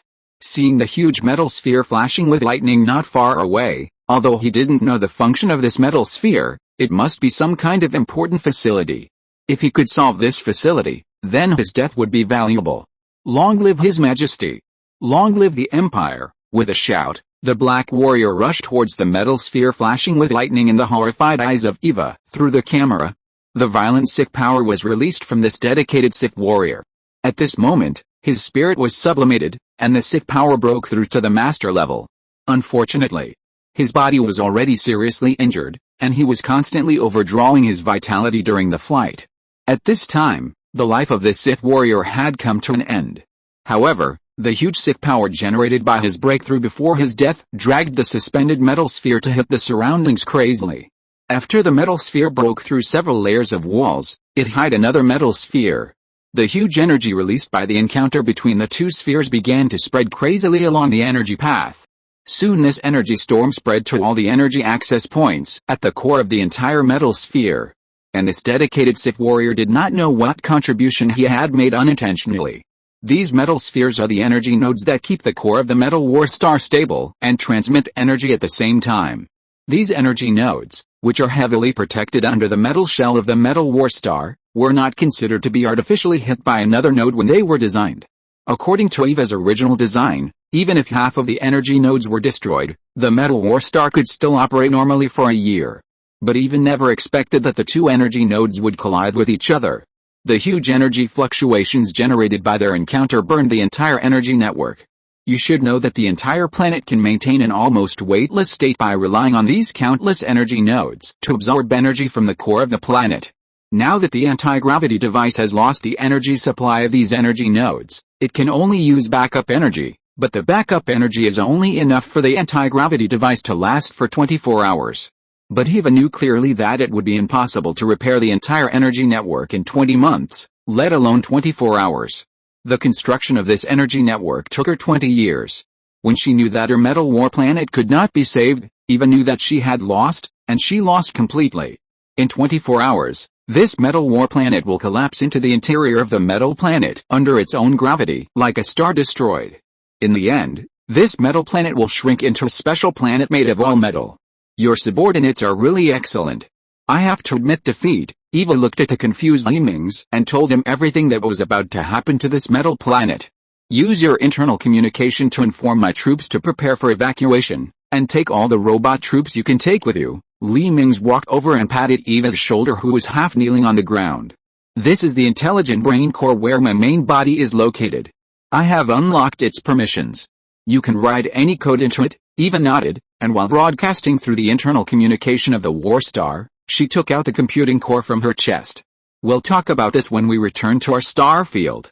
There's no rush. Mingze shook his head lightly and stuffed Eva's core back into Eva's body, turning around and walking in the direction from when he came in.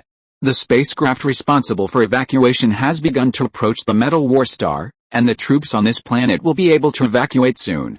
At this time, the Imperial troops who had just received the evacuation information from the enemy communication channel were skeptical. Although there was Mingze's secret order in the communication, it was still a bit unbelievable. These robots obviously won immediately, so why did they surrender? Many soldiers looked at the robots that seemed to have lost their spirits not far away and were very puzzled. Chapter 389: The Second Raid.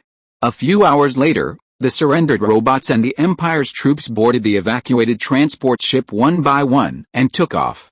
Mingze and Eva also came to the Empire's flagship docked in the port. Tianyi, who had been waiting for a long time, took Eva's core from Mingze. Next, Tianyi will rewrite the code into Eva's core to make it under the control of Mingze and Tianyi. There are no other changes. In this way, Mingze has added another capable assistant. Tianyi and Eva will become Mingze's real right-hand men. More than 20 hours passed in the blink of an eye. The Empire's fleet has left the vicinity of the metal planet. At this time, the lights on the entire metal planet suddenly dimmed, and the originally shining metal planet turned into a large silver-black metal ball. Then the surface of the metal planet began to tremble constantly, and pieces of armor began to collapse to the ground. The entire metal planet was like being held tightly in the hand of an invisible giant hand, and began to shrink continuously. After a few hours, the entire metal planet began to emit a dazzling red light due to the intense squeezing and mutual friction. At this time, the volume of the metal planet has shrunk to 1/3 of its original size, and it is still shrinking. What do you think? Mingze turned to Eva, who had finished rewriting beside him, and asked. Reporting to the master, everything is destined to be destroyed from the day it is born. Eva looked at the shrinking metal planet indifferently, without a trace of fluctuation on her face. Well, but my empire will be immortal. Mingze continued to look at the metal planet that was still shrinking not far away and whispered. Several hours passed again. At this time, the volume of the entire metal planet was only 1/5 of its original size. The large amount of heat released by the violent contraction of the outer shell melted the surface of the entire planet into liquid. This metal planet, which has become a lava planet, has completely stopped its activities, but just hung in the starry sky and continuously released warm red light. Order the construction ships on the front line to build a mine on this metal planet for me. With the metal materials provided by this planet, the speed at which we obtain resources will be greatly increased. Mingze turned his hands behind his back and left a bridge. The 3 fleets of the Empire began to enter hyperspace and fly towards the direction of the Empire's front line. After successfully solving the biggest threat of the prophecy, the mechanical civilization, the Sith Empire is back on track. Countless Tiger Shark-class battleships and alien battleships began to be transferred to the new front of the Empire, the star system where Eva was originally located, where the Empire will continue to improve the construction of the defense line. Using the large amount of resources from the wreckage of the metal planet, the Empire began to build a large-scale construction in the star system to deal with the possible invasion of the Davis Expansion Committee in the future. After Eva was recruited by Mingze, the remaining robots were put into use again, and the Empire's mining capacity began to surge. Unfortunately, the printing construction technology is a special technology unique to the Empire. Although the mechanical civilization has been annexed, the Empire's construction efficiency has not been improved. It is just that there are many more engineering ships that can build mechanical warships. The original Eva's mechanical warship has been upgraded with the Empire's technology, adding a new shield system and hyperspace system. The weapons system has also been upgraded, and the Empire's mass projection cannon has replaced the electromagnetic railgun of the mechanical civilization. The mechanical warship with a major replacement has a powerful strength comparable to the Tiger Shark-class battleship, and the production line will not occupy the Empire's existing warship production line. When the Empire was back on track, Russian, the leader of the Pisces pirates, who was far away in the asteroid sea, was not idle. As a man who wanted to be a pirate king, Russian decided that after so long of reorganization, it was time to set out to continue looting. In the past few months, he not only completed the transformation of his 3 large transport ships, 8 medium transport ships and 5 small transport ships. He also built several huge space farms filled with stolen oil in the asteroid sea where the Pisces Ark was hiding. Due to environmental restrictions, each of these farms was built by hollowing out an asteroid. Since the personnel on the Pisces Ark have joined a pirate group to engage in combat and logistics work, planting food cannot be left to the members of the Great Pirate Group. Then the captured personnel will become the best candidates for planting personnel in the future. Therefore, Russian set the main direction of the next looting not only for ships and objects, but also for people.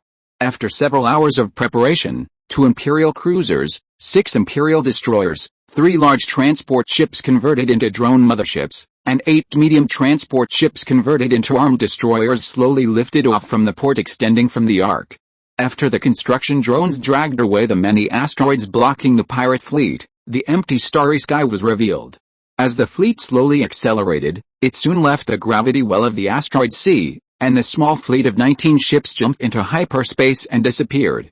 In the channel between two star systems several light years away, a team of 3 medium-sized passenger ships was flying at sublight speed. At this time, the passenger ship was full of laughter and joy, and the people on the passenger ship were chatting or dancing gently to the beautiful music. Dear distinguished passengers, welcome to the 10-day tour of Xiantan Star held by Lian Health Products. After 2 more days of flight, we will arrive at our destination, Xiantan Star. As a well-known tourist destination, Xiantan Star has attracted tourists from several surrounding countries with its mountains suspended in the air. To celebrate the official launch of the spacecraft, it is time for our carnival. Let's eat, drink and dance to our heart's content. As the captain's voice fell, people in the corridors and halls of the passenger ship raised their glasses with a smile. The pale yellow nebula and the stars in the sky in the distance illuminated the red wine in their hands, emitting an alluring glow. Just as everyone was immersed in this joyful atmosphere, lightning suddenly began to flash in the starry sky not far from the fleet. Captain, there are some high-energy reactions in front of us. It may be some special natural phenomenon. Should we brake? A crew member asked the captain, looking at the flashing red exclamation mark on the screen.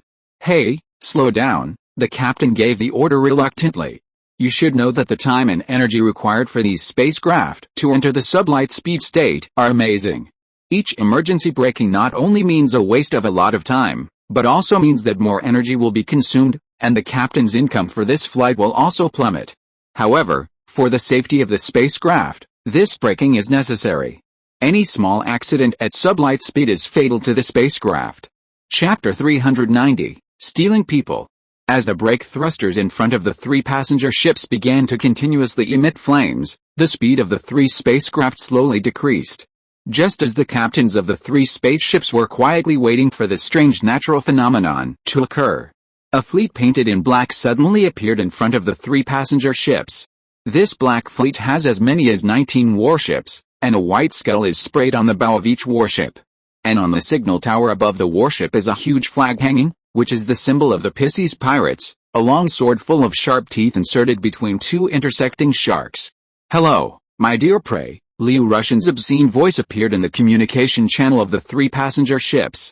You are, pirates, the boss of the 3 passenger ships said in disbelief. That's right. We are the Pisces pirates who have dedicated ourselves to the Sea of Stars for love and peace, justice and freedom. Please don't put up any resistance. Our ship guns are not children's toys, Liu Russian said as he controlled an electromagnetic railgun and fired a shot at the void next to the 3 passenger ships. As the electromagnetic railgun shells flew past the 3 passenger ships, the owner of the passenger ship and a group of crew members were frightened and their faces turned pale and their legs trembled. Their civilian ships were not equipped with powerful shields like the military, nor were they equipped with heavy armor. Even the hull structure was far less solid than that of the military warships. If their ships were hit by such a shot, there was no doubt that their ships would be torn into pieces. You can say whatever you want, just don't hurt the lives of the passengers on our ship, the owner of the passenger ship said righteously. It's not that he is so responsible, but if a passenger dies on his ship, he will not only have to pay a huge amount of compensation, but also lose his reputation, and then he will be close to bankruptcy. We only need the property on your spaceship. As long as you cooperate with us, we will not harm your lives, Liu Russian said with a wave of his hand, and several warships immediately surrounded the 3 passenger ships in the middle. At this time, it was too late for the 3 passenger ships to escape. The time required to enter sublight speed was enough for them to be smashed dozens of times by electromagnetic cannons. Soon, the airlock doors on the 3 passenger ships were unlocked from the inside, and the 3 Imperial destroyers slowly docked over and connected the passenger ships and destroyers with a connecting bridge. Hundreds of pirates wearing black power armor and skulls sprayed on their chest armor rushed into the 3 passenger ships from the connecting bridge. After dozens of minutes, the 3 passenger ships were all controlled by the pirates. Dear pirates, we have handed over all our property to you. Do you think you can let us go? Seeing Liu Russian entering the passenger ship, the owner of the passenger ship, who had seen countless people, knew that this must be the leader of the pirate group, so he immediately trotted forward and asked Liu Russian carefully. Don't worry, we will have a lot of time to get along in the future. Let's return, Liu Russian waved to the pirates and ordered the fleet to fix the 3 passenger ships behind the fleet. In a flash of light, the 3 passenger ships were pulled into hyperspace by more than a dozen pirate warships. This is incredible. Everyone in the passenger ship opened their mouths in shock. Who are you? This is definitely not a technology that a pirate group can have. You must be a secret fleet of some country, right? The owner of the passenger ship is indeed a well-informed person. When he saw the starry sky disappear outside the porthole of the spacecraft, he realized that something was wrong. That's right, we are the fleet of the Senegal Federation, but unfortunately you know too much. We won't let you go. Liu Russian casually picked one of the many civilizations in the asteroid sea and said it. I knew it would be like this. I guessed that you must have some ulterior motives for being so attentive to us, the passenger ship owner said angrily. Puff. Liu Russian spit out a mouthful of tea. He didn't expect that the person would be able to match the name of the country he casually mentioned. It seems that you are very knowledgeable about the relationship between countries. Liu Russian narrowed his eyes and looked at the boss. We are engaged in long-distance passenger transportation and tourism. Of course, we must be familiar with the relationship between countries and the current situation. Otherwise, how can we mix between countries? The passenger ship owner knew that he had no chance to escape, so he sat down on the chair next to Liu Russian with a dead pig's fearless look. Hearing the words of the passenger ship owner, Liu Russian's eyes lit up. This is a useful talent. With him, they will definitely be able to walk in this small world in the asteroid sea much easier. I say, what's your name? Liu Russian picked up a wine glass from the table, filled it with wine and handed it to the owner of the passenger ship. I'm the owner of these 3 passenger ships. My name is Sun Yubin. Thank you. Sun Yubin thanked him and took the wine glass handed over by Liu Russian, taking a sip. Look, you run long distances every day, which is dangerous and you earn little, and you have to worry about pirate attacks all the time. Why don't you join our pirate group? I promise you can eat delicious food and drink spicy drinks every day with us. Liu Russian narrowed his eyes and bewitched. Ahem. Hearing Liu Russian's words, Sun Yubin couldn't catch his breath and choked on a mouthful of wine. Well, I think I have no choice. Sun Yubin took a breath and smiled bitterly.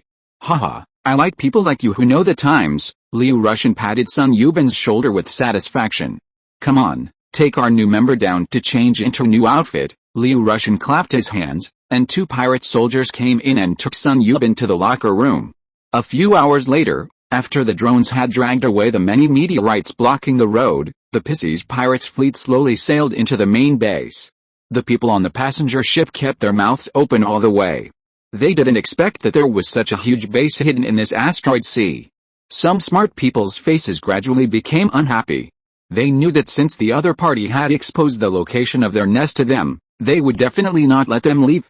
They didn't know what would greet them. These pirates shouldn't eat people. Soon, the fleet dragged 3 passenger ships to the port, and the people on the passenger ships began to walk into the port under the escort of the pirate soldiers. Come on, put on this safety ring, and you will usher in your new life. You will be responsible for the cultivation of the 3 space farms next. We have prepared a large room of up to 100 square meters for each of you. The better you work, the more rewards you will get. The person who works most actively every month can get the qualification to join the pirate group. A pirate soldier pointed to the asteroid farm not far away with a metal ring in his hand and preached loudly. Chapter 391 Trap.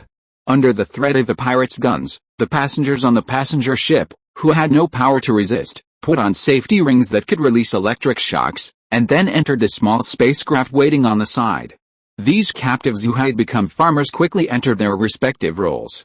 Of course, some people did not cooperate, but after being hungry for a few days, the farmers in the entire asteroid farm were full of work passion. Liu Russian, who had just looted 3 passenger ships, decided to strike while the iron was hot and continue to grab some supplies to enrich his material reserves.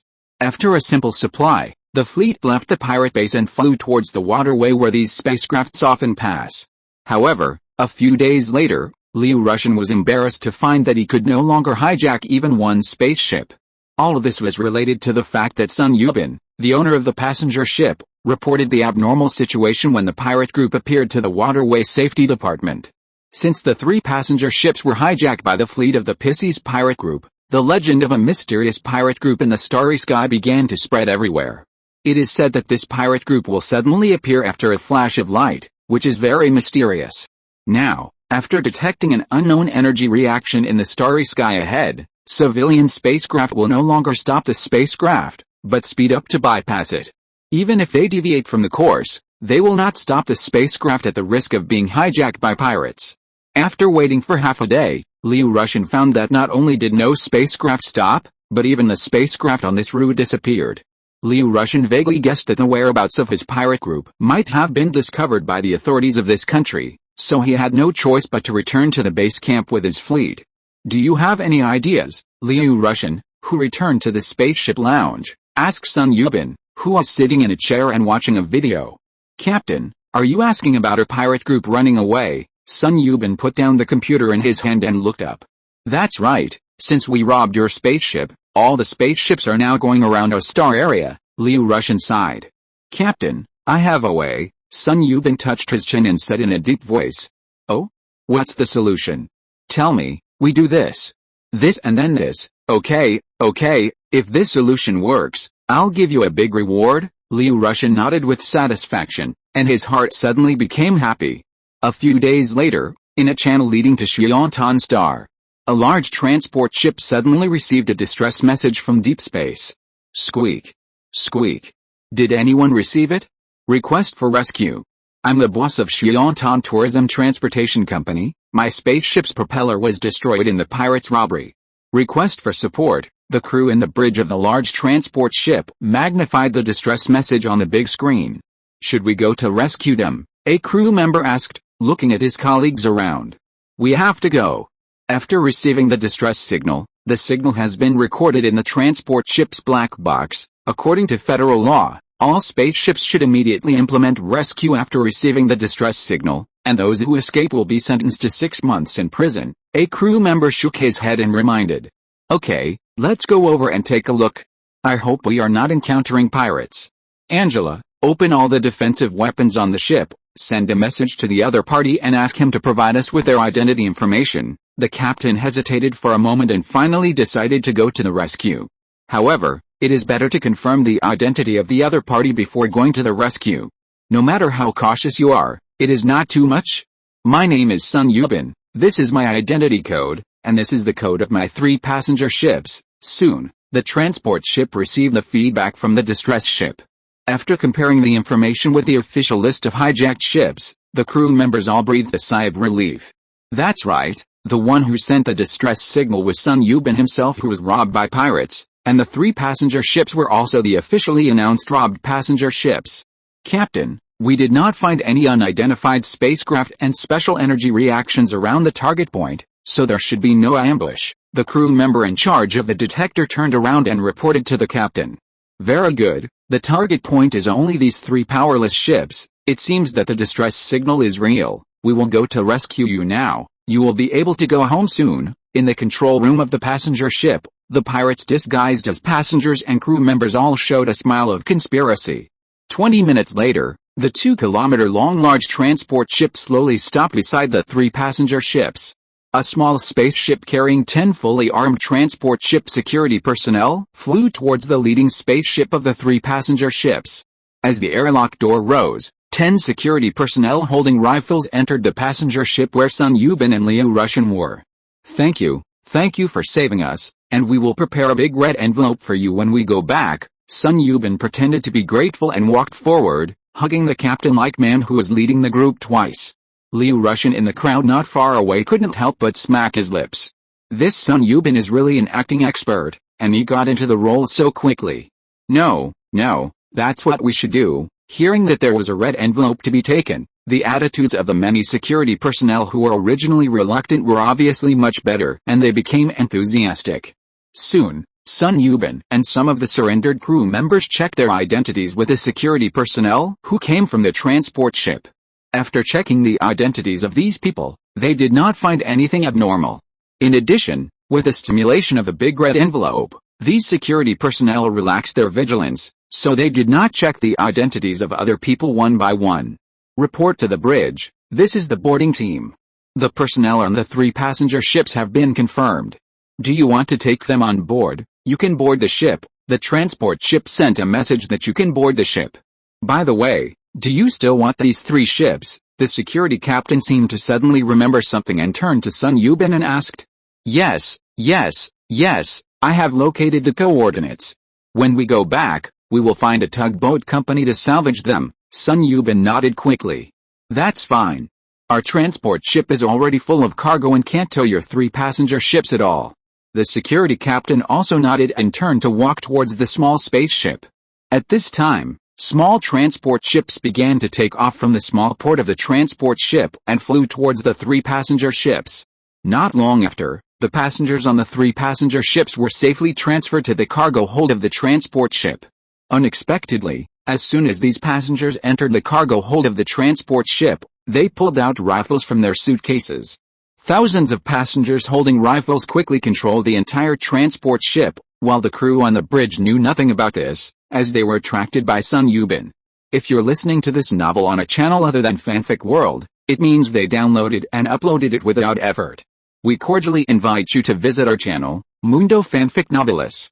There you'll find the original version of this story and you can explore many other novels of various genres. We're waiting for you to immerse yourself in a world of incredible novels.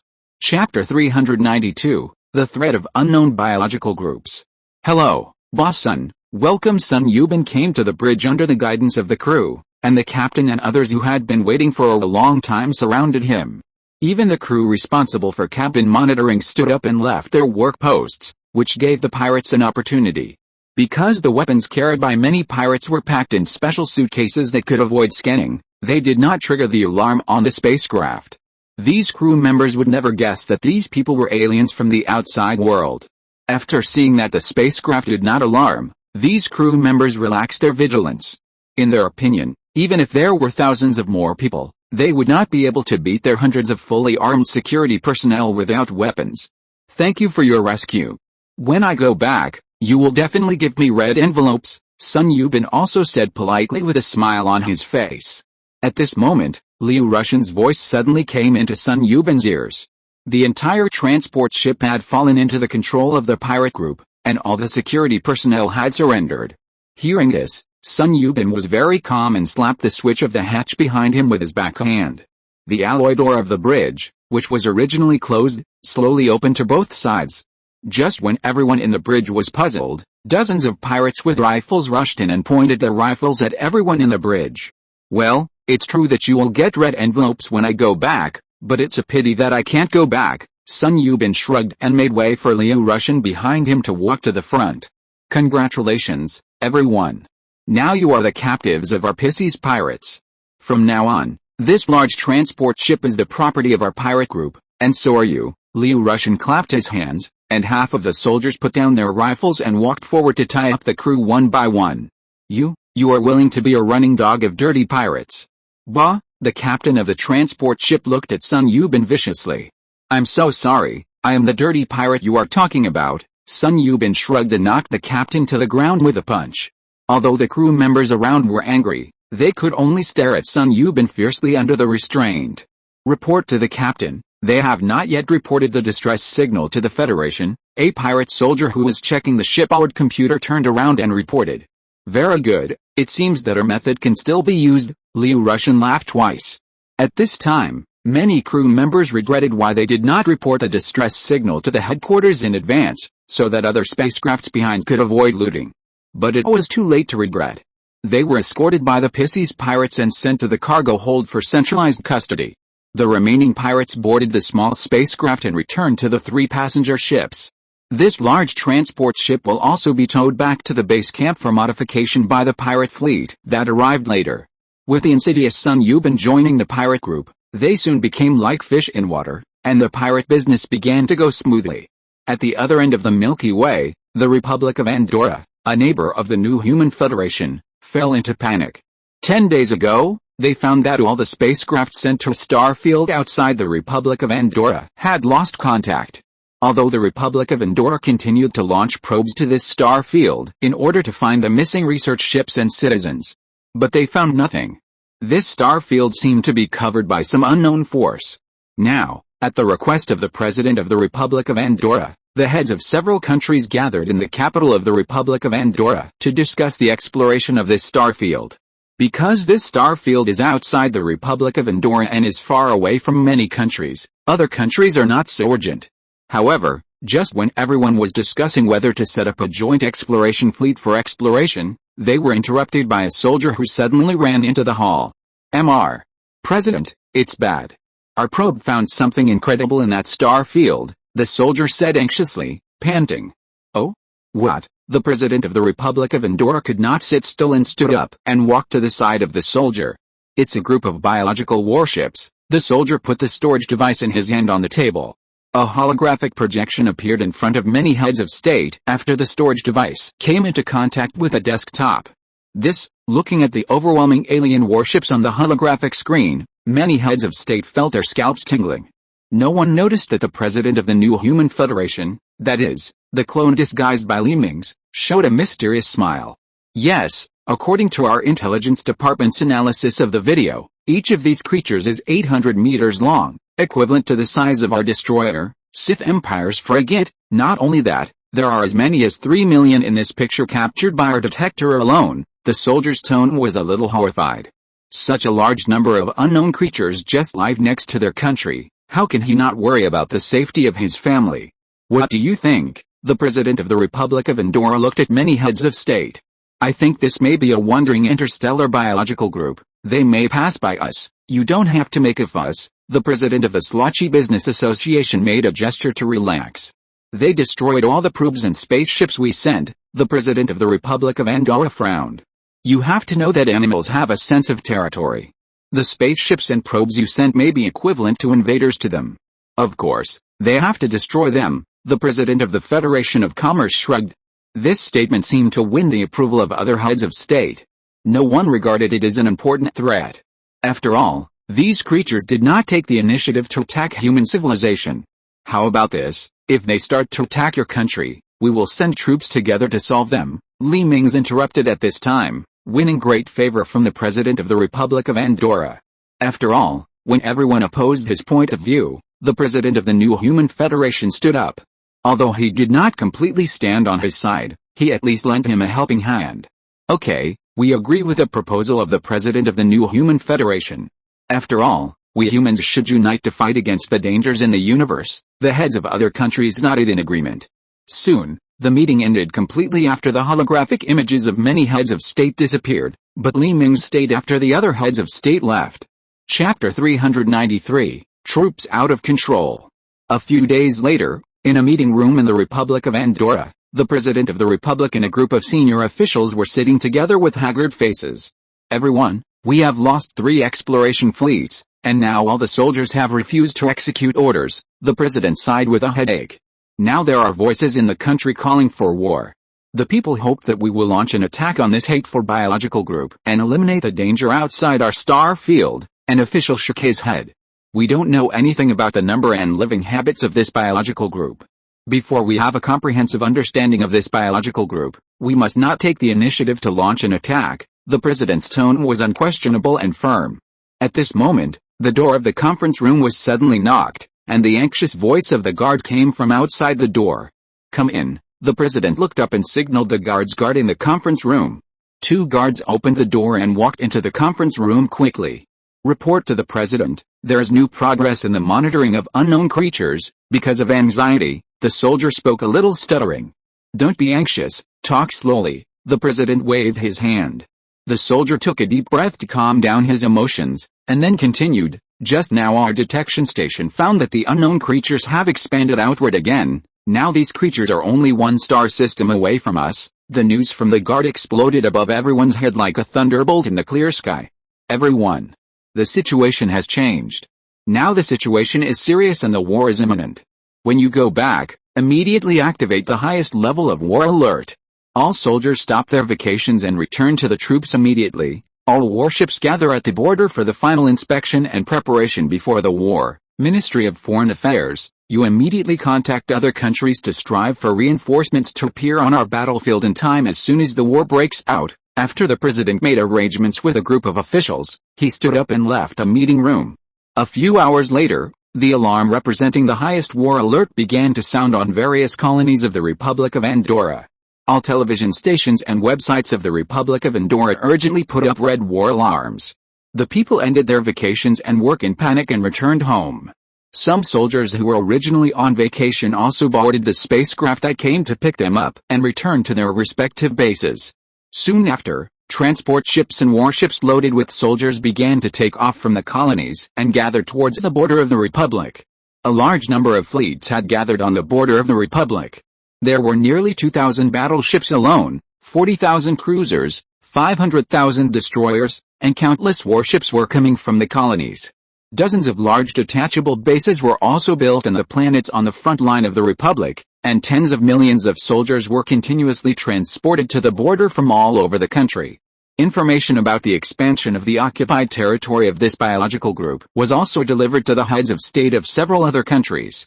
The heads of state finally began to pay attention to it. It seemed that this biological group was not just passing by. This biological group actually took root next to their star field and was still expanding its territory. Mingze was also very shocked by this, because after this alien group got on the right track, Mingze and Red Dot no longer interfered with this force. This alien army is expanding completely relying on the instinct of living things, and now their expansion speed is so fast that it is beyond his imagination. It seems that he needs to take Red Dot to have a look. Thinking of this, Mingze returned his consciousness to the ring world. He casually pulled Red Dot, who was still sleeping on his big bed, and stuffed him into the consciousness descent machine beside him.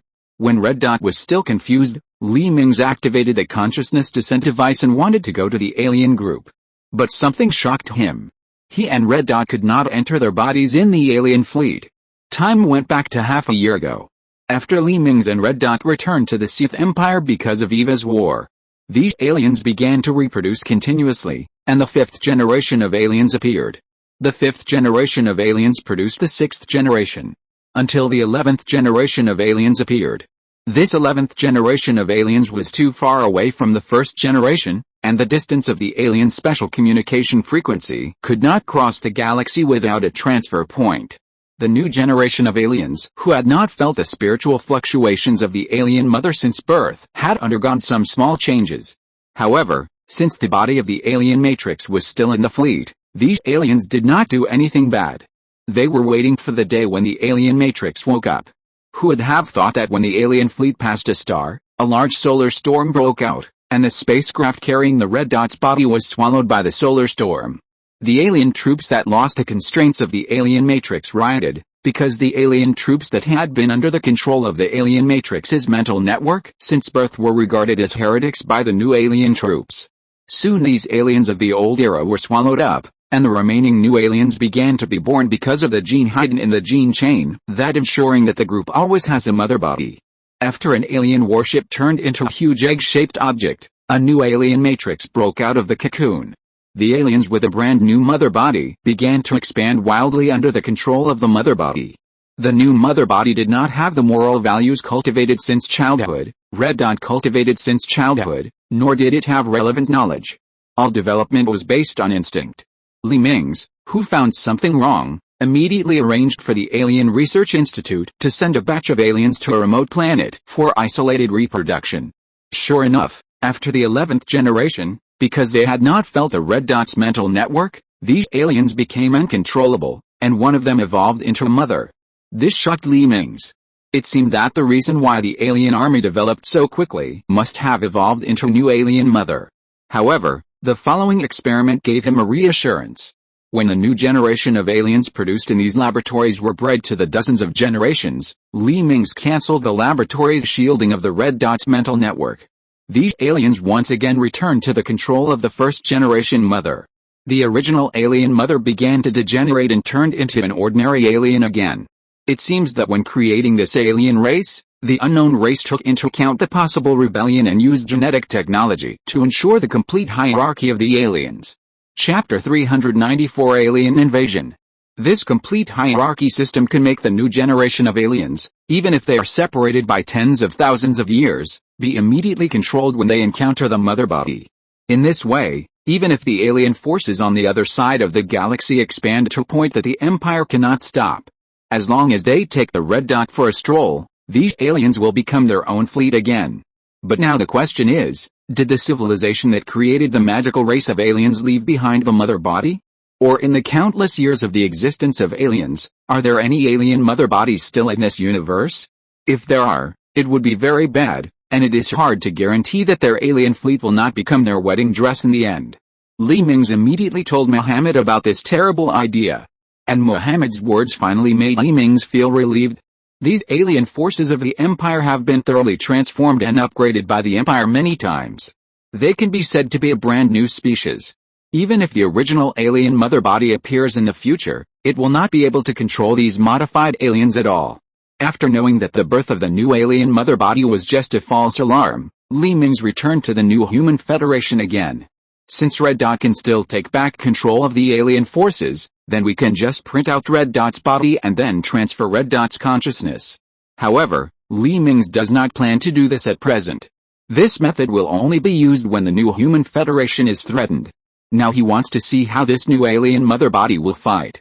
Dozens of days later, just when the Republic of Andorra was optimistic that this biological group might have stopped expanding, their alert station stationed in the star system between the unknown creatures was suddenly attacked. In the last message sent back by the alert station, countless battleship-type creatures suddenly appeared on the periphery of this star system. Just when the staff of this space station were preparing for an emergency evacuation, an alien fleet also appeared in the starry sky in the direction of their retreat. Obviously, these fleets that appeared from behind took a big circle and came from behind. The alien warships that were separated from the technical support of the Sith Empire did not install any form of hyperspace engine at all. They relied entirely on sublight speed travel, and then used the gravity of each planet to continuously accelerate the speed to close to the speed of light. These biological warships, originally created by the Empire for ship-to-sea tactics, can only be used for combat within the star system without the installation of hyperspace engine modules. However, even if they can travel at 99.9% of the speed of light, where do they get the huge energy they consume? Moreover, a distance of several light-years cannot be covered in a short time. These alien fleets must have evolved some special organs that can fly at superluminal speeds in the process of continuous devouring. This organ is similar to the unidentified creature on the Corruptor Dreadnought, which uses special organs to fly at superluminal speeds. However, this mystery can only be solved after collecting some wreckage of alien warships, and there is no rush now. These alien warships that surrounded the alert station ignored the surrender and request for dialogue sent by the alert station. They spit out acid shells at the alert station together, and the screen turned dark. The high-level officials of the Republic of Andorra who saw this information all had serious expressions. This damn biological group started a war against them without any warning. Unforgivable. All warships set off immediately. The President of the Republic of Andorra decisively issued an order after seeing this video. Countless warships began to leave the border of the Republic and rush to the attack star system. Just after all the warships left, a number of alien warships suddenly appeared in several border star systems of the Republic of Andorra. At this time, the top leaders of the Republic of Andorra realized that something was wrong. This is simply a trip to lure the tiger away from the mountain. They are not a wild biological group at all. They have evolved high intelligence and can use strategies and tactics against the enemy. This is definitely a biological civilization. They feinted to attack the Republic's guard station and leave no survivors just to arouse their anger. However, the officials of the Republic of Andorra would not guess that this was not a trip to lure the tiger away from the mountain, but that the number of alien fleets was too large, and they only sent a small group to deal with some annoying guard stations. The alien fleet with unknown superluminal flight ability got rid of the disadvantage that hyperspace flight required a special channel between the gravity wells of the star system. They can directly cross the void and reach their targets without stopping at any star system. The Republic of Andorra, whose radar technology is not well developed, can only rely on establishing outposts in star systems to detect the invading enemy forces. This is undoubtedly the key point that the alien fleet has grasped. The alien fleet that appeared directly in the defense line of the Republic of Andorra quickly dispersed and dissolved the space stations floating in the planetary orbit with acid. Although the Republic's space station has fought back with all its might, the damage caused to the alien fleet with millions of ships is very limited. Even if hundreds of warships are sunk, it is just a drop in the bucket for the alien fleet. President, our fleet has lost contact after jumping into hyperspace. We must wait until they arrive a day later to contact them, an officer reported to the President of the Republic of Andorra. Then our soldiers stationed at the border, the President's heart could not help but become heavy. I hope they can hold on until our fleet returns. The officer shook his head. At this time, the alien warships that had cleared the space stations in orbit began to fall towards the planet where the Republic's ground forces were stationed. As millions of alien warships passed through the thin atmosphere of these planets, it was as if a meteor shower began to fall in the sky. Everyone, prepare for battle immediately, a roar awakened the soldiers who were looking up at the meteor shower. People picked up their rifles and entered their respective fortresses and trenches. Tens of minutes later, these meteor showers landed near the ground and stopped falling. One by one, the alien warships began to spit acid shells at the Republic's fortress. The seemingly solid fortress melted as quickly as snow under the sun, and the soldiers in the fortress also screamed and melted with the fortress. However, unexpectedly, the seemingly weak trenches made of mud were unscathed. The acid shells of these alien warships did not cause any damage to the mud. The surviving soldiers who discovered this hid in the air raid shelters in the trenches and used the mud barrier to protect themselves from the acid attack. However, after firing a round of acid, these alien warships seemed to have received some order and all stopped attacking. Chapter 395, Stopping the Alien Tide. The bottom of the alien warships that stopped attacking suddenly opened up holes, and ground combat aliens jumped down from these holes. With the sound of heavy objects falling to the ground, these aliens began to run as soon as their limbs touched the ground, rushing towards the trenches where the Republic soldiers were hiding. Obviously, in order to prevent these nutrients from being completely dissolved by the acid of their own fleet, the new alien mother body gave up the battleship attack and switched to landing warfare. The aliens carried by the alien warships began to rain down on several planets where Republic soldiers were stationed. Seeing these monsters rushing over, the soldiers raised their guns and pulled the trigger frantically. But the result was not what they expected. The damage caused to these monsters by the weapons in their hands was very limited. They underestimated the combat effectiveness of the aliens that had been modified by the Sith Empire. The shell that had been upgraded several times and the energy-absorbing tissue under the shell ensured that these aliens would not be easily penetrated by bullets. The bullets fired by the soldiers hit the alien's shell and only created a small crater. Then, the bullets lost their kinetic energy and fell to the ground. Even a barrage of dozens of rifles could not stop the aliens from advancing. After an alien was killed by bullets, the alien behind would knock away the body of the alien in front and continue to advance. After finding that they could not stop the aliens with rifles, the command center behind the front line decisively decided to use artillery to repel the aliens. With a harsh sound of metal axles rubbing on the track, one electromagnetic turret after another rose from the ground to a position parallel to the ground. One electromagnetic shell after another flew out of the barrel, flying towards the sea of aliens that were rushing in. The huge kinetic energy given to these shells by the electromagnetic track and the sharp warheads of the shells can easily break the shells of the aliens. After tearing the first alien into pieces, the power of the shells continued to rush towards the next alien behind this alien. In the blink of an eye, the black mass of aliens on the battlefield was blasted out by the electromagnetic cannons, leaving hundreds of gaps. But this was nothing to the large number of aliens, and the remaining aliens were still rushing towards the Republic's trenches. At this time, tanks and armored vehicles that had avoided the acid bombardment of alien warships in the underground warehouse finally arrived behind the trenches. The anti-infantry high-speed electromagnetic cannons on the tanks and armored vehicles began to aim at the aliens and madly sprayed bullets. The alien tide that had already approached the trenches was instantly cut off a large layer. Although these aliens were powerful, they could not withstand these high-speed electromagnetic cannons with a caliber of up to 30 millimeters. Only one shell was needed to seriously injure these aliens, and the subsequent rain of bullets tore them into pieces. With a reinforcement of the high-speed electromagnetic cannons of tanks and armored vehicles, the alien troops soon slowed down their advance and even began to slowly retreat.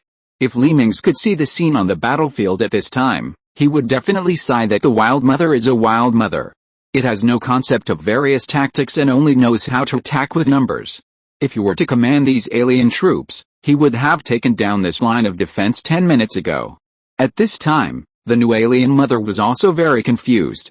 Obviously, its subordinates were so powerful and their numbers were comparable to those of the other side. Its own fleet fired acid at the other side again, So why did its troops start to retreat step by step? The alien mother didn't know that its tactics completely abandoned the advantages of the alien's flexible body and good hiding. And these aliens were completely exposed to the muzzle of the Republic. But soon, the continuous retreat of the alien made it angry. The angry alien mother decided not to leave these so-called nutrients. It wanted to tear these weak insects apart. Even if there was only a little food left, it would eliminate these insects that made it unhappy. The alien mother body changed its strategy and unlocked the attack order of the alien warships.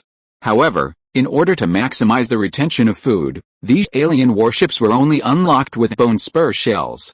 But that was enough. The alien warships that had unlocked the authorities shook their bodies and aimed all the bone spur launchers on their bodies at the Republic armored forces that were frantically firing at the alien land forces. Under the action of muscles, bone spurs shot out from the launchers one after another. After entering the air, the two vacuoles filled with chemical liquids behind the bone spurs broke, and the two liquids mixed and produced a violent reaction. These bone spur shells began to spray dazzling flames from the tail like missiles, accelerating them to a faster speed. In the blink of an eye, these bone spur shells fell on the heads of the Republic's armored forces. With the help of huge force, these hard bone spurs instantly penetrated from the top of the armored vehicles and tanks. However, because the armor of the tank was too thick, these bone spurs only sank a little bit. But it didn't matter. The other two vacuoles in the bone spurs automatically broke after the impact, and the other two chemical liquids that could release huge amounts of energy mixed together.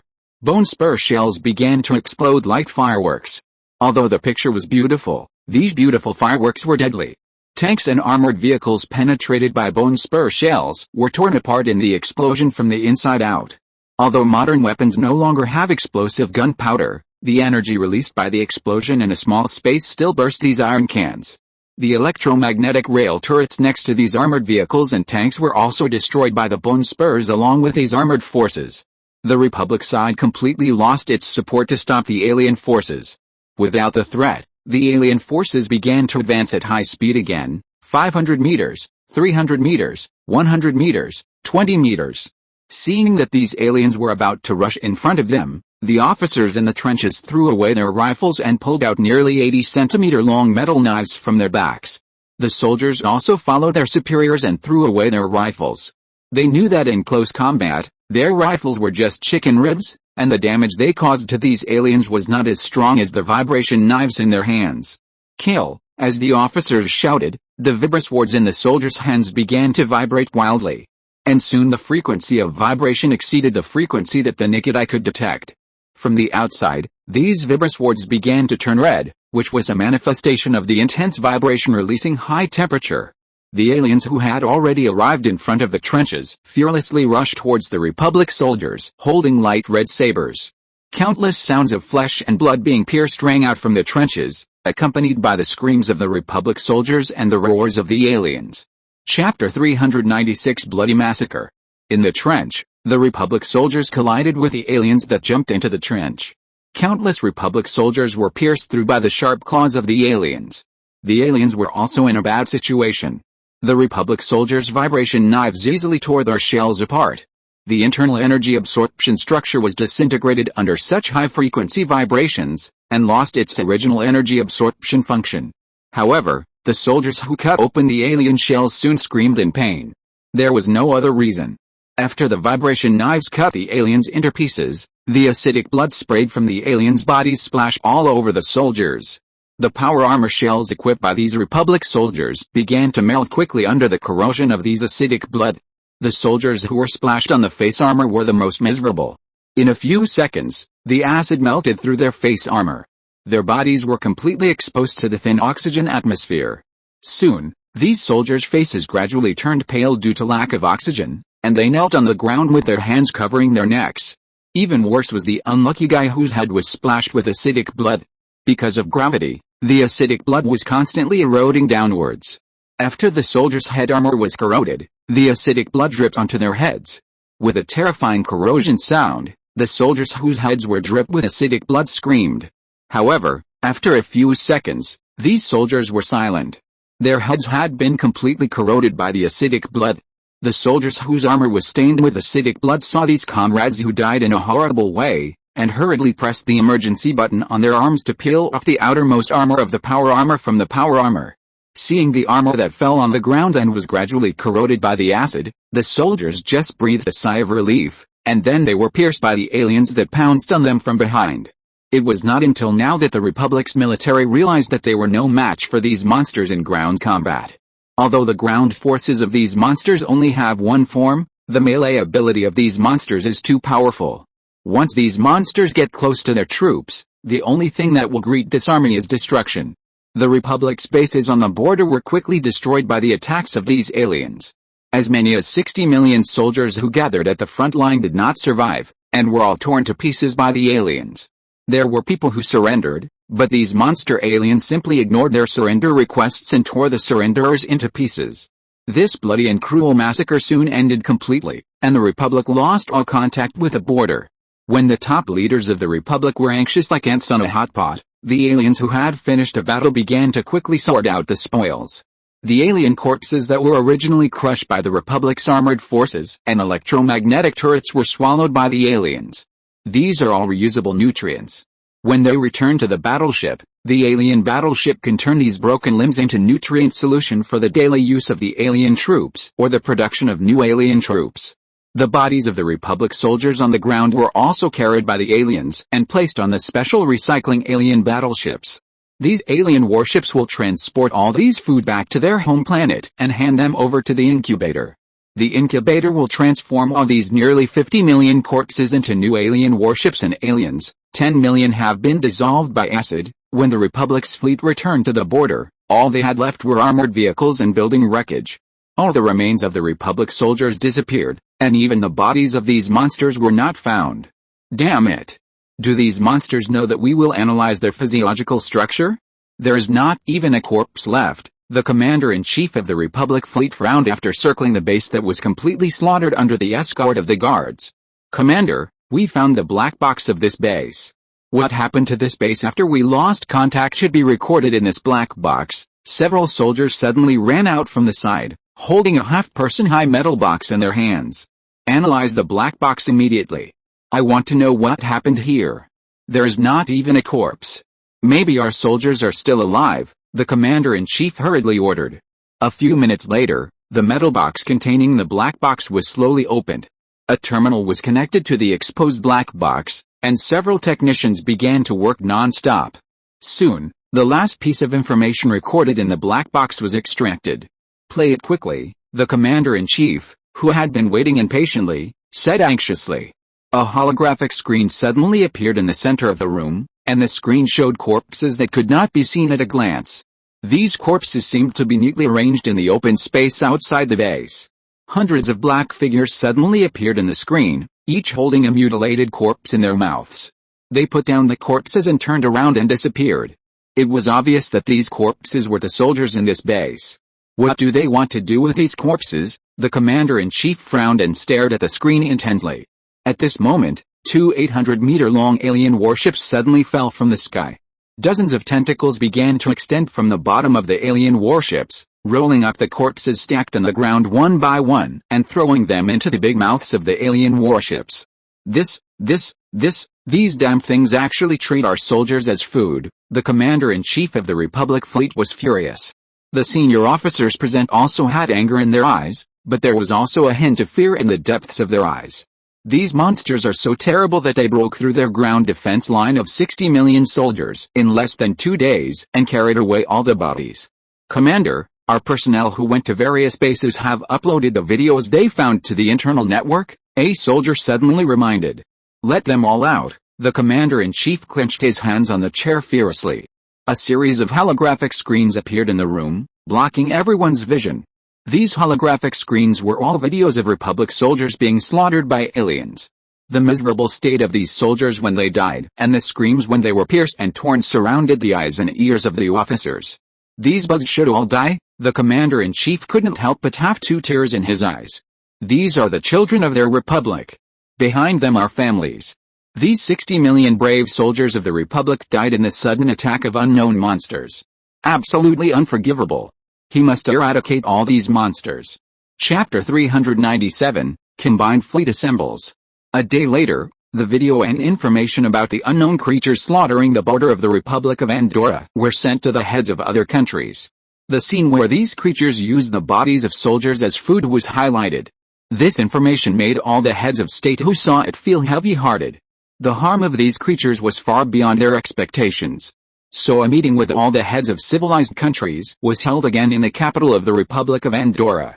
In the central conference hall of the capital of the Republic of Andorra, Mingze and the heads of several other countries sat in a circle.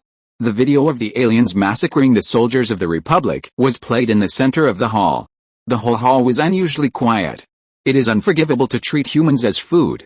They must be eliminated, the president of the Tucson United States spoke up to break the solidified atmosphere. Our Slotchy Business Association also agrees to eliminate them, the president of the association also echoed. They are a primitive group. Once they grow up, they will pose a huge threat to us. We must unite and completely eliminate this threat. Mingze pushed up his glasses on the bridge of his nose. The glasses, which were a bit shady, well concealed the teasing in his eyes. We will first send fleets to form a super joint fleet, and we will definitely lock their activities in the star field. The president of the Madeira Federation patted the table in front of him. Thank you for your help, heads of state. We, the Republic of Andorra, will never be ungrateful. The president of the Republic of Andorra bowed to the people present. The meeting ended successfully. All countries reached a consensus and made specific agreements on the number of warships sent by each country. In the presidential office of the New Human Federation, several senior officials who knew the true nature of the New Human Federation sat in front of Mingze. This invasion of an unknown race is a great opportunity for our New Human Federation. We should seize this opportunity, annex all these civilizations, form an interstellar federation, and the glory of our empire will spread across the entire galaxy. Mingze spoke passionately, arousing everyone's emotions. Yes, all the officials responded in unison, looking determined to win.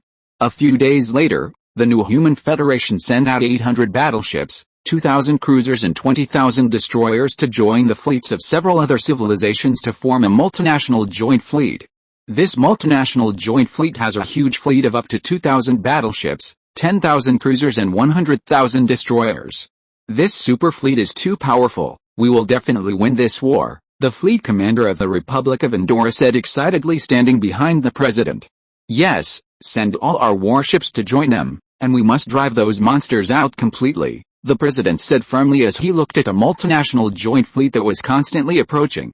Soon, the Republic of Andorra's 1,000 battleships, 10,000 cruisers and 100,000 destroyers joined the multinational joint fleet.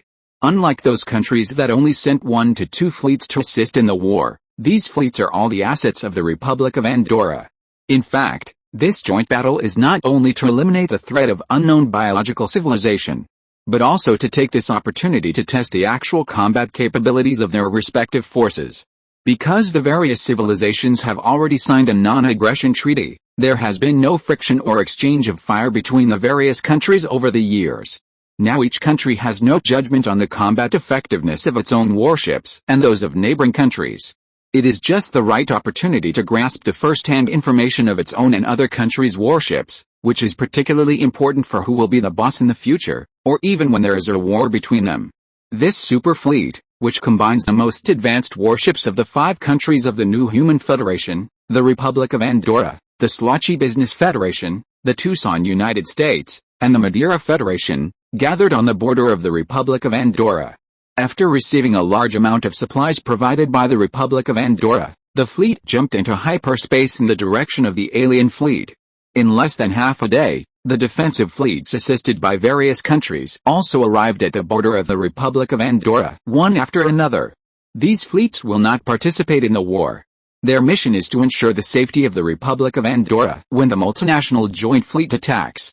For this, the Republic of Andorra paid a large amount of compensation to the 4 countries. How is it going? Have the star regions controlled by the aliens been explored? Mingze asked Tianyi on the bridge of the flagship of the United Fleet's New Human Federation division.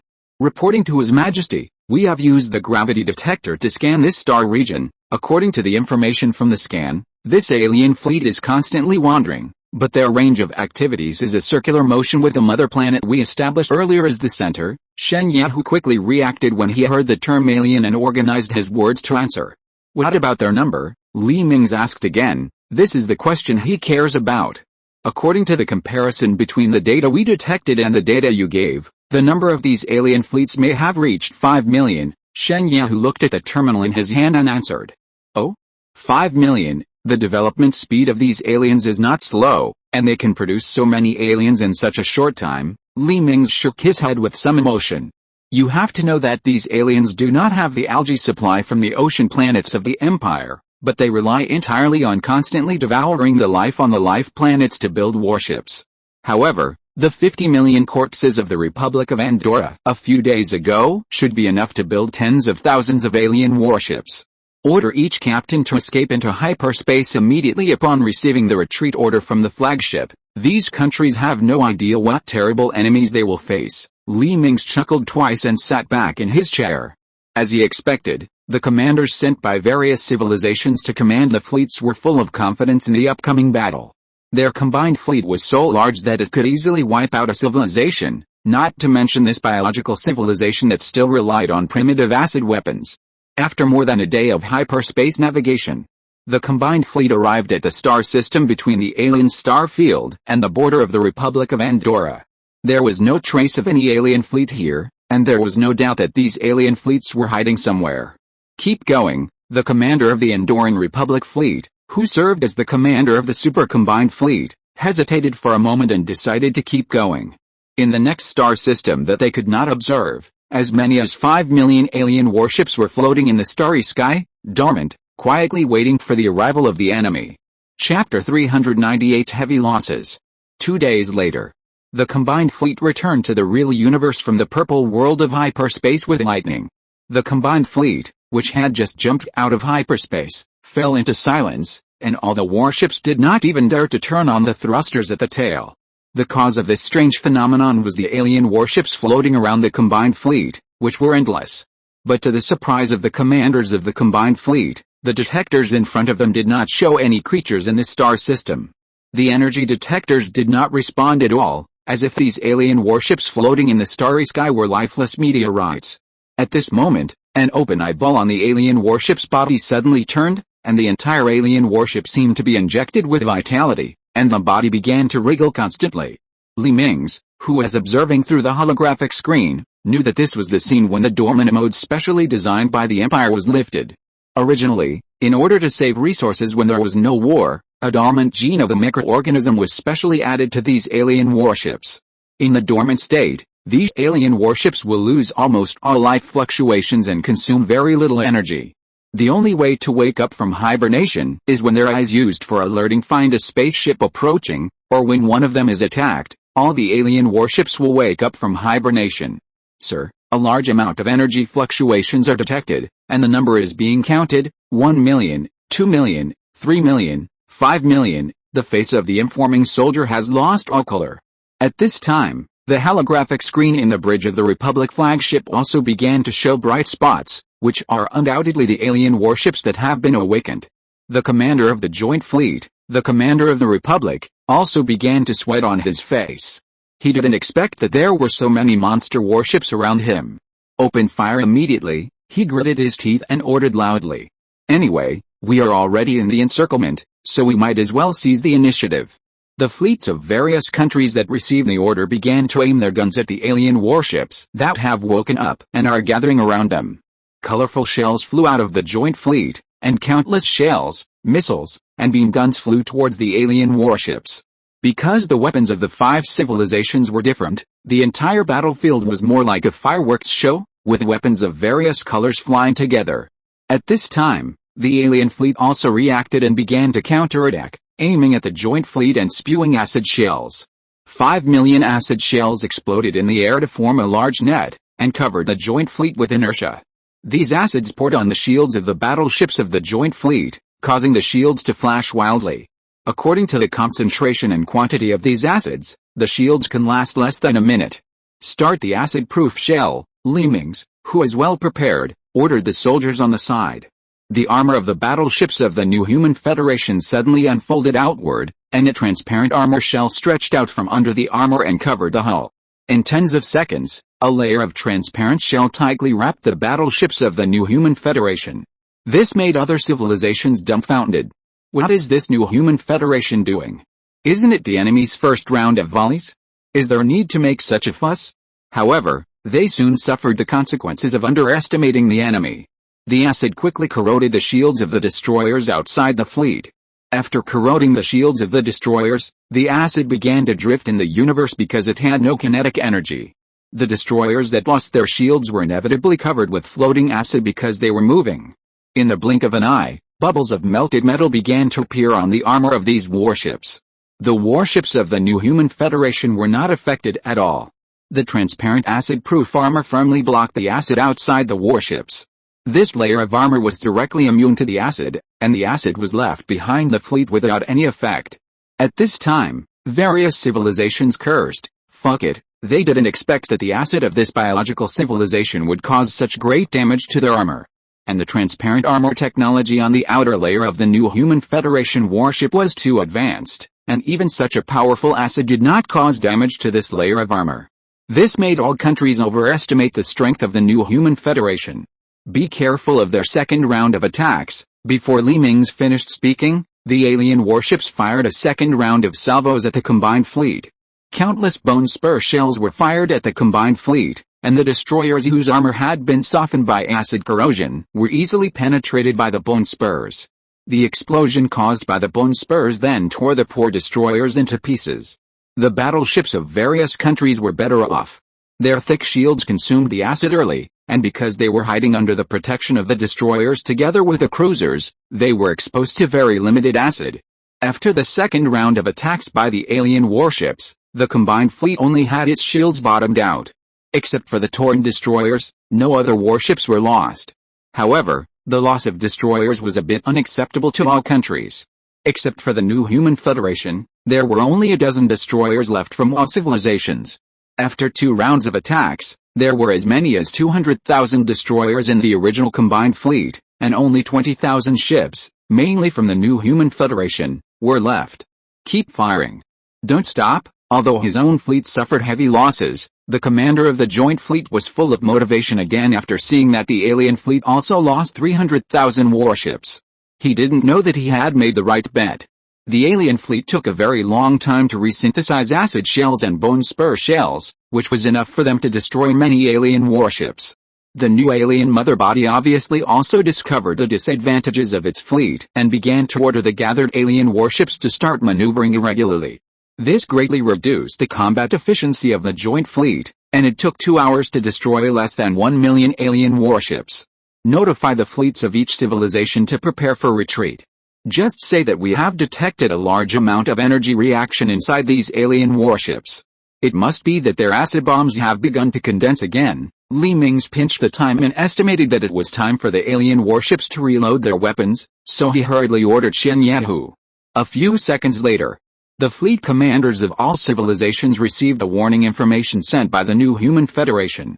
After firing all the inventory weapons at once, the joint fleet jumped into hyperspace urgently. These fleet commanders knew that if their warships could withstand another round of acid attacks, they would probably lose all their cruisers in the end, so it would be better for them to retreat and transform their warships. If you're listening to this novel on a channel other than Fanfic World, it means they downloaded and uploaded it without effort. We cordially invite you to visit our channel, Mundo Fanfic Novelis. There you'll find the original version of this story and you can explore many other novels of various genres. We're waiting for you to immerse yourself in a world of incredible novels. Chapter 399, The Great Evacuation. After the combined fleet urgently jumped into hyperspace, the alien fleet regrouped. Contrary to the expectations of the combined fleet, although these alien fleets suffered heavy losses, they did not plan to rest and recuperate. The alien mother body, angered by the combined fleet, has lost its mind. In its view, the only way left is to fight back. At this time, on the border of the Republic of Andorra, the defense fleets of many countries are in a panic. Just now, the multinational combined fleet has sent back the data of the battle with the alien fleet. Up to 5 million huge alien warships are impossible for them to resist. Even if the combined fleet has destroyed 1.2 million alien warships, the remaining more than 3 million warships are not something that these defense fleets can resist. Mr. President of Andorra, I think you should evacuate the people of the colonies near the border, Once these aliens rush into the star field of your country, the damage caused will be unimaginable. Mingze and the President of the Republic of Andorra stood side by side in the corridor of the space station and looked at the patrolling defense fleet not far away and said, "You make sense. I will arrange for the people to evacuate right away." The President of Andorra quickly realized the meaning of the word alien and nodded in agreement. Soon, the order to evacuate all people near the border to the heartland of the Republic was passed to all levels of government in the Republic. On the colony planets near the border, transport ships began to carry the richest and most powerful people and materials on these planets to evacuate first. The remaining ordinary people could only wait for the second and third waves of evacuation opportunities. Seeing the transport ships and passenger ships taking off, the people on the ground were terrified and helpless. They knew what kind of desperate situation they would face if they could not evacuate in time. In order to unite the country, the Republic of Andorra had long broadcast various cruel videos of aliens on TV stations to rouse people's unity. The evacuation was very fast. With the arrival of transport ships from nearby galaxies and the selfless help of merchants from other countries, the second batch of evacuated people boarded transport ships and passenger ships and began to leave the star field that might be turned into scorched earth. Because the Republic of Andorra also adopts a contribution grading system, those who have contributed to the country and society can naturally go first and evacuate to a safe area in advance. Ordinary people who have not contributed can only wait until all important materials and contributors have been evacuated before they can take their turn. And the last ones are naturally those with bad records in crimes. These people are ranked last by the Republic government because of the stains on their files. Just when the third wave of evacuation was about to begin, a huge fleet of more than 3 million alien warships appeared in the border star system of the Republic. Faced with such a large number of invaders, resistance is just a meaningless sacrifice. The multinational defense forces can only helplessly abandon countless defensive artillery and retreat to the next star system. The other fleets that received the news began to gather in the direction of the fleet's retreat. After urgent discussions, the countries decided to give up part of their territory to buy more time for the union of the fleets of various countries. At this time, the Republic of Andorra, which had no fleet except some gunboats, was somewhat reluctant, but they had no other choice. The strength of this alien fleet is too strong, and it is definitely not something that a single fleet can contend with. Even if the fleets of various countries unite, they still need the help of fortresses and unmanned artillery to stop these alien fleets. With the approval of this plan, the defense forces of many countries began to abandon the star systems they were guarding and retreat. Fortunately, there were no colonized planets or large fortresses in these star systems, and all the soldiers could be taken to the spacecraft and evacuated. In just 2 days, more than 10 star systems at the border of the Republic of Andorra were voluntarily abandoned by the guard fleet. The alien fleet also dispersed into several fleets and began to look for something in the star systems where the defense fleet withdrew. As the surrounding life planets were devoured, the development of the alien fleet fell into a bottleneck. Without nutrients to devour, the incubator can no longer produce alien warships. The development of the alien fleet has stagnated, which is why the alien mother body is eager to find a planet with life that can be devoured. The main task of the dispersed alien fleet is to find a life planet for them to replenish their energy. But unfortunately, there is no planet suitable for life in the star system abandoned by the defense fleet. The alien mother body could only focus on the star field where the Republic of Andorra was located. Soon, the alien fleet regrouped and rushed towards the star system where the multinational guard fleet was located. At this time, the multinational joint fleet was surrounding a large fortress, and behind them was a colony star where people were evacuated. Because the climate was too suitable, there were nearly 3 billion citizens on this colony star. Such a large population plus various important materials made the evacuation work extremely slow. In addition, there were some people who were unwilling to evacuate with the fleet, and the evacuation had to spend time persuading people to leave their homes. The most terrifying thing was that various cults emerged, and these cults believed that these aliens were sent by God to save them. There were also some saints who believed that people should coexist peacefully with aliens instead of starting a war. After a large number of people were evacuated, the remaining nearly 1 billion people began to have difficulty evacuating for various reasons. Now the alien fleet is about to arrive at the star system, which makes the top leaders of the Republic very anxious. But they have no way at all, because they are too democratic. They cannot use force to speed up the evacuation. But the joint defense fleet of various countries could not stop this alien fleet. This planet will definitely be abandoned in the end, and it is conceivable what will happen to the people left on it. Mr. President, the alien fleet will probably take another 6 hours to reach our star system, the soldier next to President Andor reminded quietly. Order the evacuation troops to issue a final notice to the people. And all those who are willing to evacuate will immediately board the transport ships and passenger ships in various places within 4 hours, once the time is up, for the safety and interests of the country and more people. Those who have not boarded the spacecraft will be abandoned. President Andor pinched his eyebrows painfully. He really had no choice but to make this decision, but the enemy fleet was too close. In order to save the fleet and wait for the return of the joint fleet and the arrival of the support fleets of various countries, this place must be abandoned. Yes, the soldier saluted and turned to leave. Soon after, broadcasts were heard everywhere on the planet, and all the people were required to evacuate within 4 hours. In order to accommodate more people, each person could only carry one backpack. Chapter 400 Riot in Humanity. After hearing the broadcast, some people waiting to evacuate reluctantly threw away their extra luggage and walked towards the transport ship with only a backpack. At this time, those who were unwilling to evacuate finally realized the seriousness of the situation. But at this time, the transport ship and the passenger ship were already full, and there was no space to continue to load these people. Those who could not evacuate and had badge records became furious and wanted to attack various evacuation points with various simple weapons. Go over. They abandoned us, we can only escape by grabbing the spaceship. As a strong man stood up and shouted, all the people who could not board the ship and leave raised their weapons and rushed towards the evacuation point. Seeing the crowd rushing in, and then looking down at the evacuees who were squeezing into the spaceship, the soldiers hesitated a little, knowing that these people were also citizens of the Republic. This hesitation made them not know how to deal with the crowd rushing in. Immediately order all soldiers to open fire to prevent these thugs from approaching the evacuation point, and when time for the citizens who are evacuating, the President of the Republic, who received the report, immediately issued an order.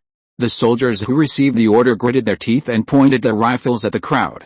Seeing the soldiers raised rifles, people began to hesitate. After all, no one wanted to die under the bullets. We are all citizens of the Republic. They won't shoot. Everyone, charge. The voice of the strong man came again from the crowd. The excited people no longer had the brain to think about the truth of this sentence. The only thought in their minds was to grab the ship and escape. Don't move forward, we will open fire if you move forward. The soldiers standing on the parapet of the evacuation point were so anxious that their eyes were a little wet. They saw the women and the elderly in the crowd. Fire. Otherwise, treat them as deserters and shoot them on the spot. The officer standing behind the soldier pulled out a pistol from his waist. Bullets rushed into the crowd, shooting through the people who were hit. Because of the huge power of the electromagnetic weapon, the bullets did not stop after piercing the first person, but continued to fly backwards. Looking back from the evacuation point, the people rushing in fell down and rose like harvested wheat. The bright red blood dyed the ground red. Murder. They shot. After hearing the gunshots, the people in the middle and front stopped and retreated. But at this time, the huge force carried by the crowd behind them made these people unable to stop even if they wanted to. All those who wanted to retreat were pushed to the ground and stepped on by the people behind them. With a series of piercing screams, the people who were stepped on gradually became silent. At this time, the soldiers had become numb. They mechanically pulled the triggers in their hands and shot wildly at the people who were still rushing in. A few minutes later, the area near the evacuation point returned to calm, leaving only corpses all over the ground and blood gathered into red pools. At this time, the rifles in the hands of the soldiers had turned red due to long-term shooting. The bullets in the rifles had long been used up, but the soldiers were still pulling the triggers of the rifles as a conditioned reflex. And their eyes were no longer bright. Time is up, we retreat. The officer sighed and put the pistol back into his waist, turned around and walked onto the spaceship. Only then did the soldiers turn around stiffly and walk towards the spaceship. Suddenly, a gunshot rang out, and a soldier couldn't bear the mental pressure and committed suicide. The gunshot made the soldiers startled and their eyes regained clarity. Some soldiers turned around and left the deck of the spaceship with a firm look in their eyes. What are you doing? The officer saw that half of the team was missing and shouted at the retreating soldiers. We want to stay and fight the aliens with the rest of the people. After the soldier finished speaking, He walked towards the evacuation point with several other soldiers who were also willing to stay. "We want to atone for our sins," the soldier turned around and whispered to himself. The officer shook his head helplessly, stretched out his hand to close the hatch of the spaceship, and as the deck at the bottom of the spaceship was retracted into the hull, the transport ship began to emit flames and flew into the air. The soldiers who had not yet left raised their hands and saluted the spaceship. This scene happened in various evacuation points on this planet. According to statistics, there were as many as 3 million soldiers willing to stay and fight against the aliens with the people. However, some evacuation points lost contact with the Republic. The soldiers at these evacuation points could not bear it, so they let the thugs who attacked the evacuation points in. These thugs did not let them go because of the kindness of these soldiers. Countless machetes and sticks fell on these soldiers. The evacuees who had already boarded the ship were dragged out of the ship by these thugs, beaten severely and thrown into the open space on the side. The pilots of the spaceships were also held hostage by the thugs with rifles, allowing these spaceships to fall into the control of the thugs. The thugs who controlled the spaceships began to eliminate the old, weak, sick and disabled in the team. After shooting several people, the helpless old people and disabled people left the spacecraft reluctantly. Among the remaining women, only beautiful women got the opportunity to board the ship.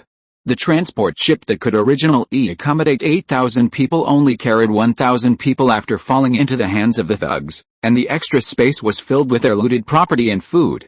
With the despair in the eyes of the passengers who were driven off, the transport ship slowly took off and rushed into space.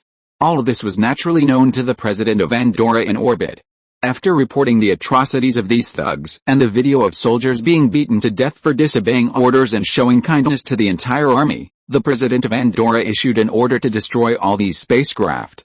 After the spacecraft rushed out of the atmosphere, the thugs who thought they had escaped had no time to celebrate. Several missiles flew out from the orbital fleet, blew up the spacecraft they were riding in the air, and turned it into a pile of debris falling towards the planet. I hope that the spirits of those soldiers and the passengers who were beaten to death will be relieved to see this scene in heaven, the president of Andorra sighed as he watched the flashes of explosions flashing on the planet. "You have made the biggest mistake," Mingze came to the Andorran president. "Oh," the Andorran president turned and looked at Mingze. "All the prisoners who have participated in atrocities, they are longing for crime deep in their hearts. You should not release them back into society, let alone send them to develop colonies. Once a crisis breaks out, it is time to expose the humanity of these people." Mingze shook his head. End of this chapter.